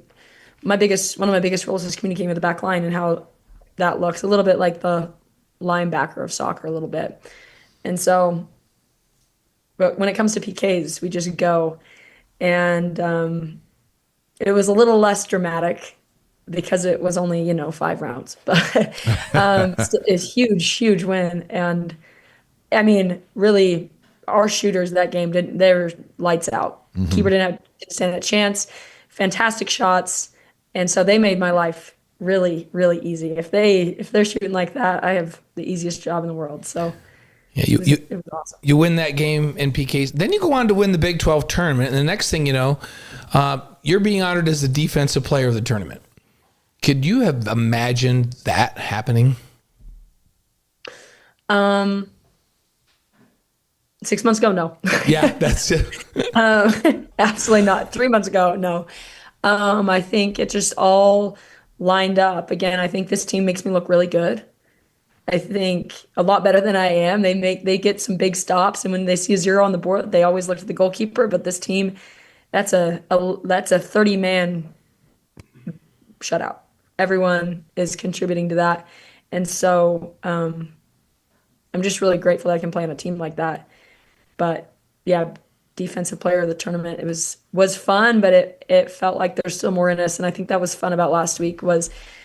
I think we played how many top 25 teams in a week and beat them pretty well. Yeah. And so going into the tournament yesterday or Friday, and heading forward, I think this team has all the confidence in the world, and I think teams scouting us I have to be scared. There's just head to toe, people are playing too well on this team. I wouldn't want to come in overconfident against BYU right now. Before we ask you about the rematch with UCLA, as you think about this journey that we've been talking about, that you are living, what has this roller coaster ride taught you about life? Yeah, I think just to glorify God. I think He knows I just try to do my best to do that, and I fall short a lot. But He has a better plan, and when we just work super hard to do whatever that is and go all out, like it'll all work out. And so if it doesn't always work out now, it's eventually going to work out. Or, I mean, we're in the middle of it now. I don't know what my journey looks like, obviously, because could not have called this 5 years ago, 3 months ago, whatever, 10 years ago. All of this is just crazy. So I'm just super grateful and excited to see what's in the future for myself, but also for this team. Yeah, 5 years from now, we need to have you back on the show. Yeah, just then to you can find tell us out the rest of the story. I thought of something. I wrote a little note when you were talking about your mission, and you said, my mission made me a better person, which I think that's what anybody would say if they go and serve faithfully on a mission. Hey, I'm a better person because of it. But you also said, and it made me a better soccer player. How did a mission make you a better soccer player? Yeah, I think, so with 3 years at Utah and a mission and then a year off, and then I'm 24. So I'm a little bit older. I mean, that's a normal student athlete age for BYU, but compared to the rest of the country, it's pretty old. Yeah. And goalkeeping is so much, it's just based on decision making, whether that's if I'm catching this ball, if I'm punching it, if I'm coming on this 1v1, if I'm staying, if I'm distribution or communication. There's so much decision making that goes on. And I just think a little bit of age on me, a little bit of perspective with the mission has really made me better. I think I was sometimes, like earlier this season, I was like, I should watch some of my film when I was at Utah because I'm like playing soccer again.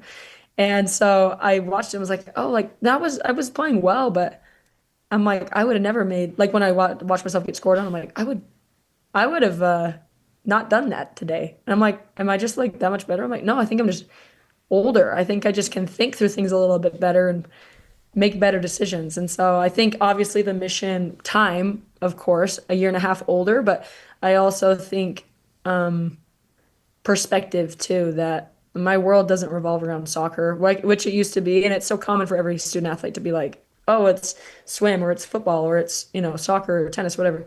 But just the mission gave a lot of perspective, knowing that there's so much more to our life and the world and so much higher joy than just winning or losing or whatever, that Jesus Christ is the ultimate joy. UCLA is up next in the second round of the NCAA tournament. You beat them 1-0 in Provo back on August 23rd, which feels like a long time ago. That seems to August forever 23rd. ago, yeah. They were ranked number 4 in the country back then. That was a big win. Ellie Walbrook had the game-winning goal. Here comes the rematch, which you're very much a part of. So what do you anticipate over at Stanford, where this game will be played, but it's against UCLA? What do you anticipate Friday night? Yeah, I think, first of all, it's going to be a really good matchup. I'm excited. UCLA is a big possession team. They keep the ball. We do as well. And so I think it's going to just be high-level soccer, which is really fun to play. And I'm excited. I think we're really evenly matched. Our records are really similar. Our conference difficulty is pretty similar. So it's a good rematch. I think it's crazy that we're having a rematch in the tournament for 2 teams in a row. We played Utah State this year already and UCLA already. So I think that's pretty crazy. But, I think we're coming in confident, but ready to scout them all week and prepare and be ready to go on Friday. When you're in the net and the action's down at the other field and it stays down there forever, there's a lot of standing around. It's like a center fielder.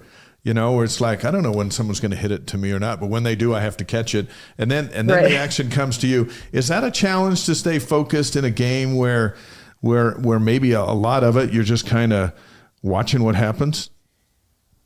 I think when I was younger, like junior high school, I think it was a lot harder. And I think that's probably pretty common for like younger goalkeepers.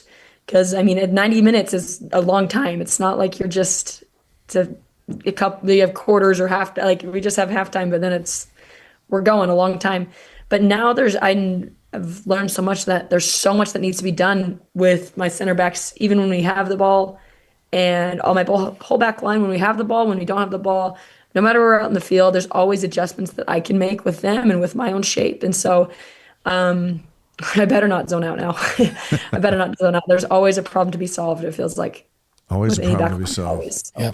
And listening to Chelsea makes me think that we just honored Tanner Wall as the relay athlete of the week. He's in the back end of the defense for BYU football, and he's getting everybody set up. He's moving his backers around, and he's making sure people are set right. He's waiting.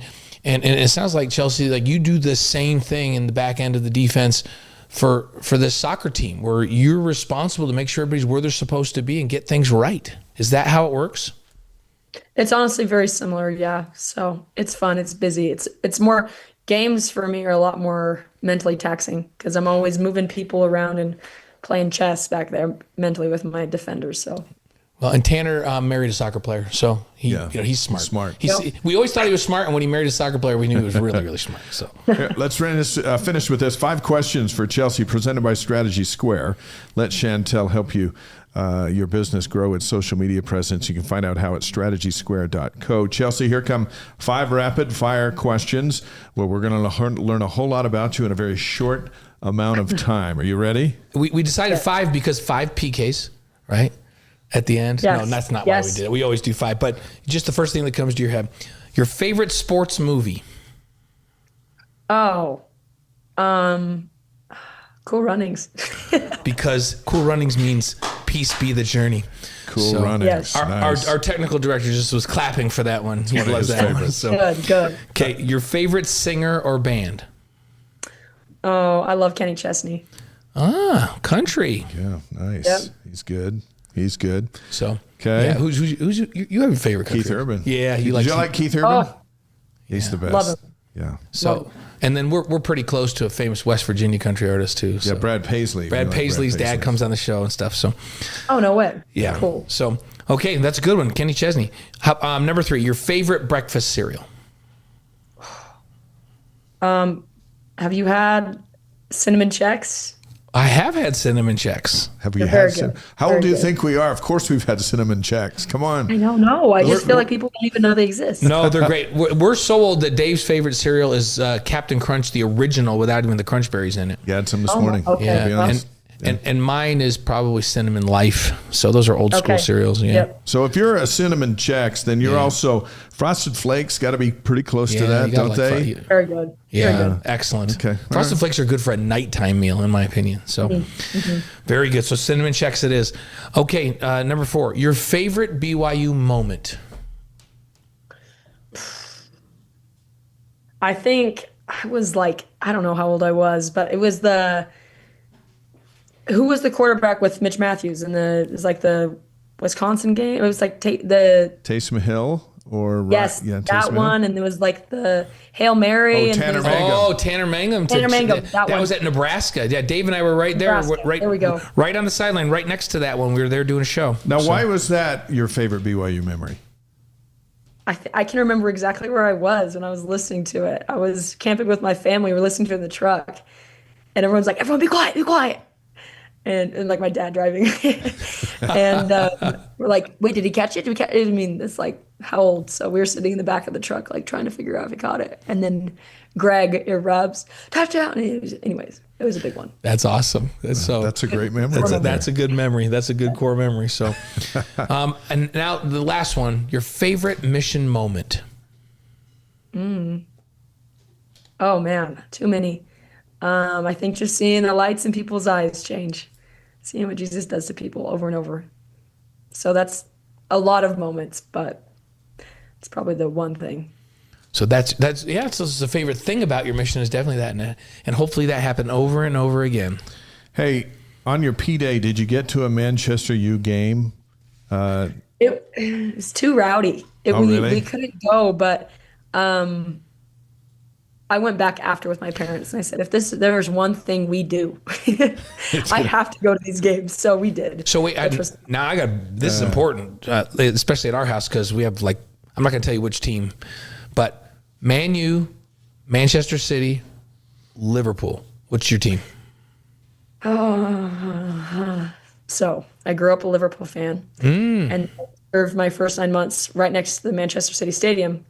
So I knew the answer was not Man United. That was just out. Okay, that's out. Man U's so it's out. between That was not Man an City option. and it's between Liverpool. And I served my first 9 months right by Man City when Erling Haaland got transferred there, one of the best players in the world, got transferred there right when I got transferred there. I said, so I was like, I'm a City fan now. I am. And then I spent my last 6 months in Liverpool, and I was like, so I'm both, which is a horrible answer. That's like But I don't know if as you long can as be it's both. not Man United, we're good. Okay, anything but Man U. Anything but Man So U. Yeah, my who's your team? Liverpool at our house. So my youngest son is the defensive backs coach here at BYU, and he bleeds Liverpool. So Love it. there you go. Love it. Hey, Chelsea, a question on the stream from David. Any eligibility left after this year? Where are you at with eligibility? Yeah, I actually have this year and one more. So Oh, great. And then another question from Jess Cromwell. Do you know how many return missionaries there are on our women's soccer team? I think there's 6 of us. And I think there were more too before the roster limitations, Yeah. reductions Yeah. that sent a few, I think, over to UVU. But that's still pretty amazing. Six of Yeah, them. that's fantastic. Chelsea, from one Orem Tiger to another, congratulations. Best of luck against UCLA on Friday in the second round of the NCAA tournament. You're in the show. You're a reason that BYU is in the show. And we're just thrilled to have you here and how you represent the Y, and we're grateful to have you on the Wise Guys. Nice job. We'll be cheering for you on Friday. Absolutely, we'll be cheering. Thank you, guys. Appreciate it. Thanks for having me. Thanks, Chelsea. Chelsea Peterson, outstanding goalie, and an incredible story. And we learned a whole lot about her in this interview. There was some basic stuff. We knew that you were here and then you came here, but she filled in the gaps, and her story just got more and more intriguing. Amazing story. Yeah. So. And how about that? Our mission is over there in the heart of soccer country. Unbelievable. Yeah, and hey, her underlying message of the whole thing was she listens to the Spirit, because that's driven her every place she's gone. Every decision she's made along this road to get where she's at is because she had an impression and she listened to it, which is really cool. Fantastic. And you can watch that over and over again at wiseguys.com. Our campus notes are presented by BYU Pathway Worldwide. BYU Pathway makes truly affordable, fully online, spiritually based college degrees accessible to folks worldwide through greatly reduced tuition, weekly peer gatherings, and English support, helping students earn sooner, increase their income, and deepen their faith. Learn more at byupathway.edu.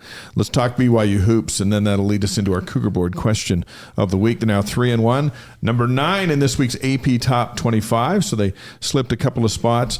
Number 2 is Houston. Number 4 is Arizona. Number 15 is Texas Tech. Number 16 is Iowa State. And number 24 is Kansas. That's life in the Big 12. Yeah. Because that's today's AP Top 25. 6th in the top 25. I was actually surprised. I thought that BYU would stay solid at 7 after what they did basically on the road on the East Coast in that game. But hey, who cares at this time of year? The fact that they're in the top 10 is pretty amazing, right? UConn is ranked 3rd. They're still 3rd. They hold on to beat BYU 86-84. That game was going on just a little bit before game day, and then we had it on the big screen out there for a lot of folks at the stadium to watch. The Cougars rallied from 20 down. They got within 3, had the ball with 12 seconds left. A late turnover hurt them. They ended up getting beat by 2. A.J. DeBonsa struggled in the first half. It was almost like the moment of being back home and being in the Garden and all that stuff. It was big. But he had 21 points in the second half, finished with 25, and then he was just a human highlight film. Took over the game against UConn, got the Cougars right back in it, and we learned a whole lot about this BYU team. They played without starting guard Kennard Davis. They lost center Keba Keita to an injury early in the game. Saw a question on the stream. Don't know yet his status for this week. We know that it looked like he got clotheslined and hit hard. And he looked like he was dazed. Yeah, maybe a concussion, but that's just what it looked like. We haven't heard the official.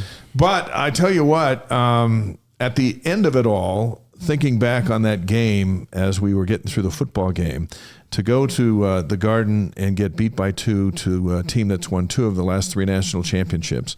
And their big stud didn't play either. He was out hurt. But that's a high-quality team, and BYU found a way to punch back and go toe-to-toe with them. I think BYU's as good as advertised, and we're just starting to come to grips with that. Yeah, and they will get better because they're a bunch of new faces. And AJ, I started to watch the highlights of his second half again. I wanted to see it again. And my son that coaches at BYU, Gavin, he was sitting over there. I said, okay, Gavin, because I had a thought in my mind of who he reminded me of in that second half of this game, some of the shots that he made. And he loves to get to the middle of the floor. I said, Gavin, I want you to watch these, and I want you to tell me who he reminds you of. And he turns to me and he goes, that's Kobe Bryant right there. And I go, he absolutely reminds me of Kobe Bryant, only he's 3 inches taller than Kobe Bryant. Yeah. Yes. Crazy. That is something. He looked every bit the number 1 pick in the NBA draft in the second half of that basketball game. Here's the Cougar Board question of the week. If you're not familiar with Cougar Board, you should be, especially on this show. We talk about it all the time. The largest online community of BYU fans with thousands of posts every day. This question comes from Seth J250, one of their insider subscribers. BYU almost pulled off a great comeback win against UConn. How much confidence does a big comeback bring for a team, even if it ends in a loss? It depends on who you're playing. Yeah. And so in this game, if you're playing UConn and they're number 3 in the country, and you're not on their home floor, but in their hometown, and you get down and you come back, it's a huge confidence build, because you walk away from that going, okay, we had a bad start. We let the moment get too big for us. We figured out how to recover from that. That won't happen ever again. And oh, by the way, we have the athletes to compete toe-to-toe, head-to-head with one of the top 5 teams in the country. We're good. Now, if that had come against Delaware, where they came back from 20 and lost, you could bring nothing good from that whatsoever. But in this case, because of the team that they played and the caliber of that opponent, you come away with that going, okay, we learned some toughness, we learned some things. There's a very positive vibe coming away from that. All right, that's the Cougar Board question of the week. By the way, BYU ended up beating Delaware 85-68 after trailing. To mention Delaware, they did trail, but they did not come back and lose, right? The big three combined for 70. Saunders had 26 and 10 rebounds. Rob Wright, 26, 9 rebounds, 9 assists, and AJ had 18 points. So the big three came back and almost beat Delaware by themselves. Up next, 23 Wisconsin versus number 9 BYU. This is Friday at 2 p.m. Delta Center streamed on Peacock and BYU Radio. That's another huge game. But now BYU comes feeling like, okay, now this is a neutral site, but this is our home floor. We'll take these guys down. And if you're wondering why the heck are they playing on a Friday afternoon on Peacock at the Delta Center, the Jazz were assigned a home game that night in this NBA in-season tournament type thing. And so that moves the basketball game to 2. I think they're going to be playing on that funky floor that they use for this tournament stuff. So who knows? It's going to look like a circus. But and then Peacock, there are a few games on Peacock, more and more now. But that's NBC's streaming service. So you'll have to take that on.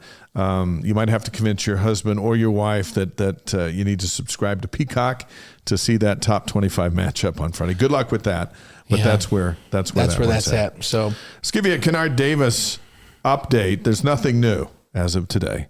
The starting guard was held out of Saturday's game for what Kevin Young described as a violation of team rules.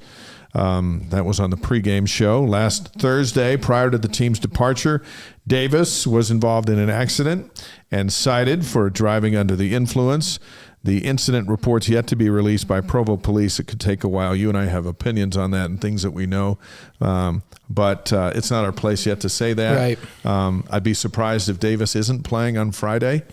It's when you think of DUI, you think of certain things. This isn't that. Yeah, and the other thing is that, and we can't speak too much to it, but everyone needs to step back and understand that there's a lot of different variables in this that are going to come out over time. And when you just print a police report, the police report was really, really high level.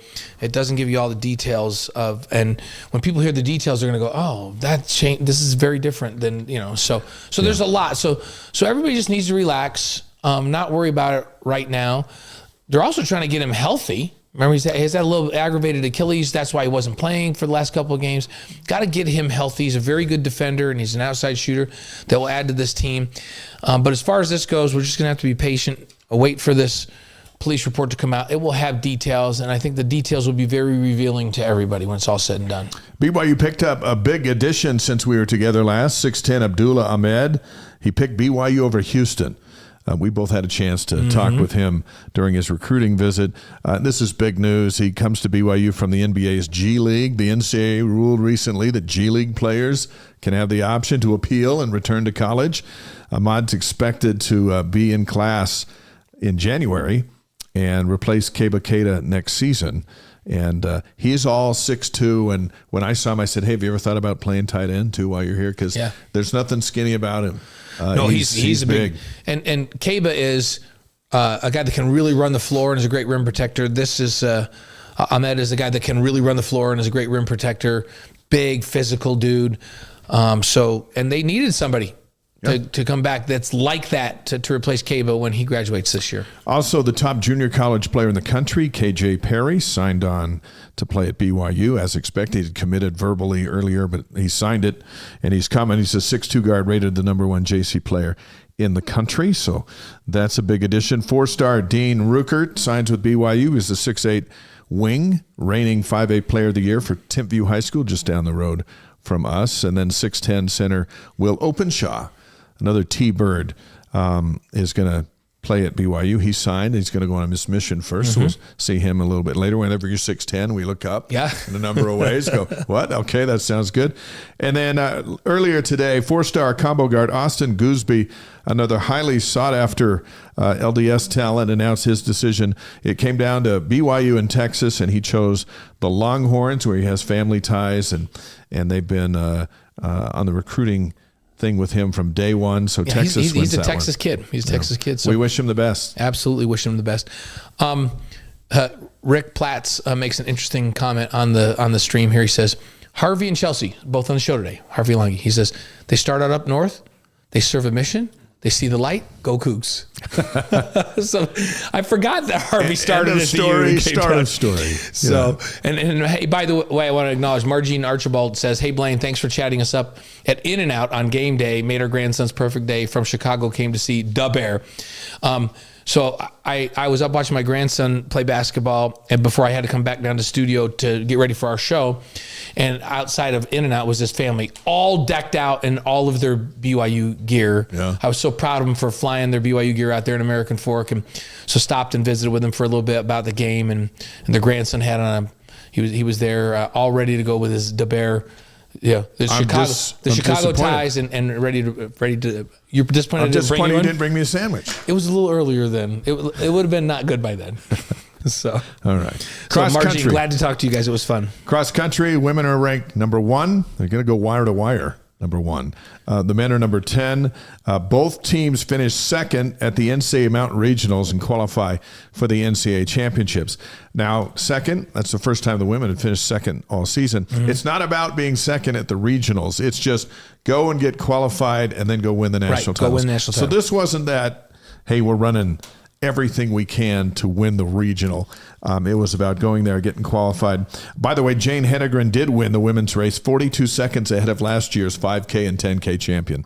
42 seconds ahead of second place, who won it last year. She is not just...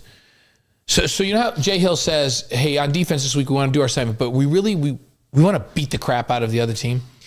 She is beating the crap out of the people that she's running against. Like it's not close. She's killing people out there. Up next, the national championships. Saturday in Columbia, Missouri, 8 to 10 a.m. on ESPNU. Both the BYU men and the BYU women are defending national champions. So that's going down. That's going down Saturday morning when you wake up and you're watching Big Noon Kickoff. You switch over to ESPNU and see what Jane Hedegren's going to do in her first NCAA championship meet, along with the rest of the team. We wish them both the best of luck, and would love to see them defend. Yeah. And we certainly want to see them compete well. So the championship Saturday is this week for cross country. Yeah. Let's cover soccer, even though we covered a little bit with Chelsea here. NCAA tournament, they beat Utah State 7-6 in penalty kicks. Amazing game. I was there. Chelsea Peterson saved the season several times during that PK session. The Cougars advanced out of the field of 32. Up next, BYU and UCLA at Stanford, Friday at 5 on ESPN+. And to remind you, we already talked about this, but the Cougs defeated the number 4 Bruins 1-0 at Southfield on August 23rd. Ellie Walbrook, former Bruins, scored the only goal in that one. You can see our Wise Guys interview with Ellie at wiseguys.com. Women's basketball, they're 4-0 out of the gate, beat Fresno State 63-43. Earlier in the day on Saturday, Delaney Gibb had 16. They beat Omaha 104-47 earlier in the week. 7 Cougars scored in double figures. That's the first time 7 have done that since 2001. Yeah, I got to be at that game. It was really fun to watch. They played such great team basketball and defended really well. Got to visit with Delaney a little bit after the game. Great start. Up next, BYU's at Montana Wednesday, 7 o'clock, ESPN+, and then Weber State's at BYU on Saturday at 2, also on ESPN+. Some recruiting news. The Cougars signed Kennedy Woolston, the shooting guard from Lone Peak High School here in Utah County. She'll join the team after serving an 18-month mission for the Church of Jesus Christ of Latter-day Saints. Her sister Kaylee is rejoining the team next season after completing her mission. And Kaylee's an outstanding three-point shooter. That's what the Wilsons do, is they shoot. Yep. They do other things too, but this is a big signing for BYU and Lee Kamard to have both Woolston sisters in the program. Yeah, they can really shoot it. Women's volleyball, 18-8, 6-8 in conference. National ranking number 25. Big 12 standings. BYU's in 10th place, but number 25. That tells you all how you good need is to the know. league? How good is the league? We talk about the Big 12 in football is competitive. We talk about basketball. It's crazy competitive. Soccer, I think, put 8 teams in the NCAA tournament. It doesn't hold anything to volleyball when you can be 10th place and ranked number 25 in the country. It's wild. Utah upset BYU to 3-2, fifth set, 15-12. They led 2-0 before the Utes charged back. Sully Davis, who has been on the show, 28 kills. She's awesome. She's an Olympian. Yeah. You talk about Jane, you talk about Suley, you talk about Delaney. They're all Olympians. Their futures are so big. Yeah. And to have them here at BYU is just phenomenal. Yeah. Up next for our women's volleyball team, Arizona's at BYU Wednesday at 6 p.m. And then Kansas is at BYU Friday at 6 p.m. Both games are on ESPN+. If you're a Cougar fan, there's something every day. Yeah, and this is a great time. Brendan and I have made this deal with each other. We're going to try to catch as much of this as we can. So last week we went to the women's basketball game, which was such a great and fun environment. And then that soccer game, my goodness, that was as thrilling as anything you could have seen last week. I don't know. I did kind of watch like BYU just beating up TCU. That was pretty fun too. That was fun. That was fun. Yeah. All right. Our campus notes are presented by BYU Pathway Worldwide. Those were a lot of campus notes. A lot of campus There's notes. so much going on. Let's roll out of here on this day, November 17th. A lot of things happened on this day. I didn't realize it until you start researching it and you're going, wow, how about that? In this first one, I didn't realize this particular work of engineering is this old, but 1869. Let's go back to 1869. The Suez Canal opens in Egypt, linking the Mediterranean and the Red Sea. Yeah, and that's why all those countries are always fighting over there. Yeah. Because control of the Suez. Yes. Yeah. 1913 on this Shipping day, lanes. the first ship sails through the Panama Canal, linking the Pacific and Atlantic Ocean. So today's kind of a linking day. So Suez Canal and the Panama Canal are two unbelievably important connections of waterways, and they both open up on the same day, November 17th. Just several years apart. It's the world we live in. In 1940, the Green Bay Packers became the first NFL team to travel by plane to a game instead of train. That's significant, right? That's when air travel moved in. Yep. And then all of a sudden it's like, we can play a game over there in Europe during the NFL season. Right. We just fly over there. 1968 on this day is known as the Heidi game. This is when NBC cut away from the Raiders Jets to show the movie Heidi to their national audience. The Raiders were losing, and some NBC exec goes, I'm done with this game. Let's just put this Let's go to movie on." Heidi. Let's watch Heidi. And then the Raiders rallied to win 43-32, but nobody saw it. The Heidi game happened today. 1968. In 1982, Dale Murphy was named the National League MVP. How about getting him into the Baseball Hall of Fame? Yeah, how about it? That's where he belongs. 1997 on this day, Mario Lemieux inducted into the NHL Hall of Fame. Yeah, great player. 2001, number 8 BYU rallies to beat Utah 24-21 on Luke Staley's touchdown run. On this day, I can still see it in my head, him flying down the sideline. That right sideline. Place going nuts. I was in Vegas was watching an it. option. Brandon Doman came down and pitched it out to Luke, and then Luke just turned that corner and he was gone. How was there no Utes over in the area thinking, hey, I think Luke might get the ball, and then he just outraced everybody? Whatever you do, don't let that guy go untouched in let the it end zone. happen. Yeah. November 17th, birthdays, 1938, Gordon Lightfoot Are you was talking about born. the wreck of the Edmund Fitzgerald? Oh, yeah, his songs are great. Yeah, the legend lives on. Oh, yeah, that's it. I'm not going to sing tonight, but because I'm too tired. Yeah. So, 1942, Martin Scorsese, the film director, was born on this day. 1944, Danny DeVito, actor, which you see him in those sandwich commercials now every 5 minutes. I think my favorite movie was him and Arnold Schwarzenegger in Twins. Yeah, that was a good one. It's a good one. Good actor. He's been in a lot of fun ones. 1978, Rachel McAdams, the actress. Yeah, she does a nice job. She's great. On this day in 1981, Kevin Young, BYU's head basketball coach, was born. Yep. And just recently, they celebrated the addition of a daughter to their family. And so the Young family's expanding, but he was born on this day. Kevin Young's just a pup. I didn't realize he was so young. Oh. November 17th, deaths. Just one on the show tonight that's notable, 2006. Yeah, Bo Schembechler, Michigan's head coach. BYU beat Bo Schembechler in the 1984 Holiday Bowl to win the national championship. Yeah. And I had a connection to Bo. Did he ever yell at you during the game? Yeah, I ran over to the sideline and I scrambled and I went over to the sideline. I ran, and they had like other coaches will like catch you, and he caught me, and he yelled something into my face, which was inaudible. But I think he got a little spit on me. Are you saying, if I'm hearing you right, are you saying that Bo Schembechler spit on you? I don't think he did it on purpose. He just like spit came out of his mouth when he was yelling something at me. It was probably. And I don't know if he was telling me good game or what he was telling me. Probably But he said, "Get off my But he sideline." caught me and he pushed me back out onto the field. So, and here's the other connection that goes back way further than that. When my dad played college football at Bowling Green, Bo Schembechler was their offensive line coach. Really? Yep. He was a brand new, young offensive line coach. And in that league, in the Mid-American Conference that year that Bo Schembechler was offensive line coach, Ara Parsegan was a coach at Miami of Ohio in the same league.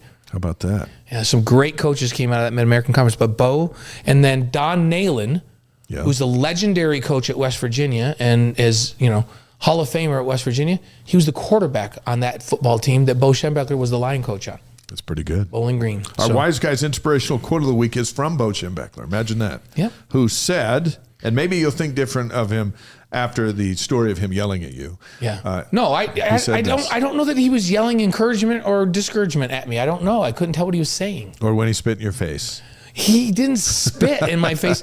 He was talking to me and spit came out of his mouth. Sometimes that happens. Sometimes it happens. All right. Okay, here's what Bo Schembechler said. Okay. When your team is winning, be ready to be tough because winning can make you soft. On the other hand, when your team is losing, stick by them. Keep believing. I'm pretty sure he had grape nuts for breakfast the morning he said this quote, and then he was chewing on nails. Yeah. When he said that, when your team's winning, be ready to be tough because winning can make you soft. Yeah. And indeed it can. We see it in sports all the time. Yeah. He had a great run at Michigan, man. They were good. He was Michigan football, still is. Thanks to Harvey Langi and Chelsea Peterson and Jim Wilson, our BYU alumni rep in Cincinnati. They're gearing up for sounds like a bunch of BYU fans. Big weekend, yep. And a great tailgate party and service project as BYU goes into Cincinnati for the biggest game of the year. Mm-hmm. And you can just take that debate how big compared to other big things like we did the Texas Tech game. But now this is bigger because Texas Tech was 2 weeks ago. Every game when you're in the position BYU is in right now is the biggest game of the year. So this Saturday is the biggest game of the year. And then after they win that one, then next this Saturday. UCF game will be the biggest game of the year. Brandon Doman's going to join us on a very special anniversary on next week's show. Mm-hmm. We think you'll love that. And future guests include Ty Detmer, Tom Homo, Diljit Taylor, Jane Hedegren, Ace DeBansa, and BYU recruiting guru Jeff Hansen. Yeah, I was talking to Ace at the game the other night that we did, and he's excited to come on. I'm excited to have him on. It'll be really fun. It'll be fun because when AJ was here in studio, Ace came with him. Yeah. But it was about AJ. This could be about Ace. Yeah, it's going to be fun. And you're going to learn a lot because Ace has been a great example to AJ. You watch AJ's work ethic. I was talking both to AJ's mom and dad the other night. The way AJ is so coachable, the way he grinds, the way he approaches things, he's grateful, he works hard, first guy in line in drills, all of that kind of stuff. That's because of his mom and dad. They did a great job raising an unbelievably talented young man to be a good man as well. And so and you're going to learn about Ace, and then you're going to know why AJ's who he is. It's going to be fun. Here's where you can find us this week. Tomorrow morning, I'm co-hosting Sports Nation in a few hours. It'll feel like that's tomorrow. Tomorrow at 5:00, we have After Further Review with Blaine and David Nixon, myself on the BYU TV app and ESPN Plus. That's going to be a great show because there's so many big plays from the TCU game that we want to break down and show you why they work so well. Yeah, you're hosting Sports Nation on Thursday as well. Yeah. So I'm doing that. And I'm gonna be doing the interviews tomorrow night at practice. It won't be for your show though. It'll be for the Wednesday show. For the Wednesday show. So I'll be doing some stuff for Sports Nation with the football team tomorrow to be on Sports Nation on Wednesday, and then don't forget to join us for BYU SN Game Day on Saturday. It starts at 4 p.m. That's on BYU TV and ESPN Plus Live. And then we'll take you right up to game time for that Cincinnati kick, and then come back after the game on the BYU TV app or on ESPN Plus, and we'll have a great post-game show for you. I love that game's at 6. Yes. Local time, our time, Mountain Time on Fox, because it gives us our pregame show at a really cool time. We're going to have a big audience leading into that game. We're going to have some fun stuff to show you. I sit down with Evan Johnson.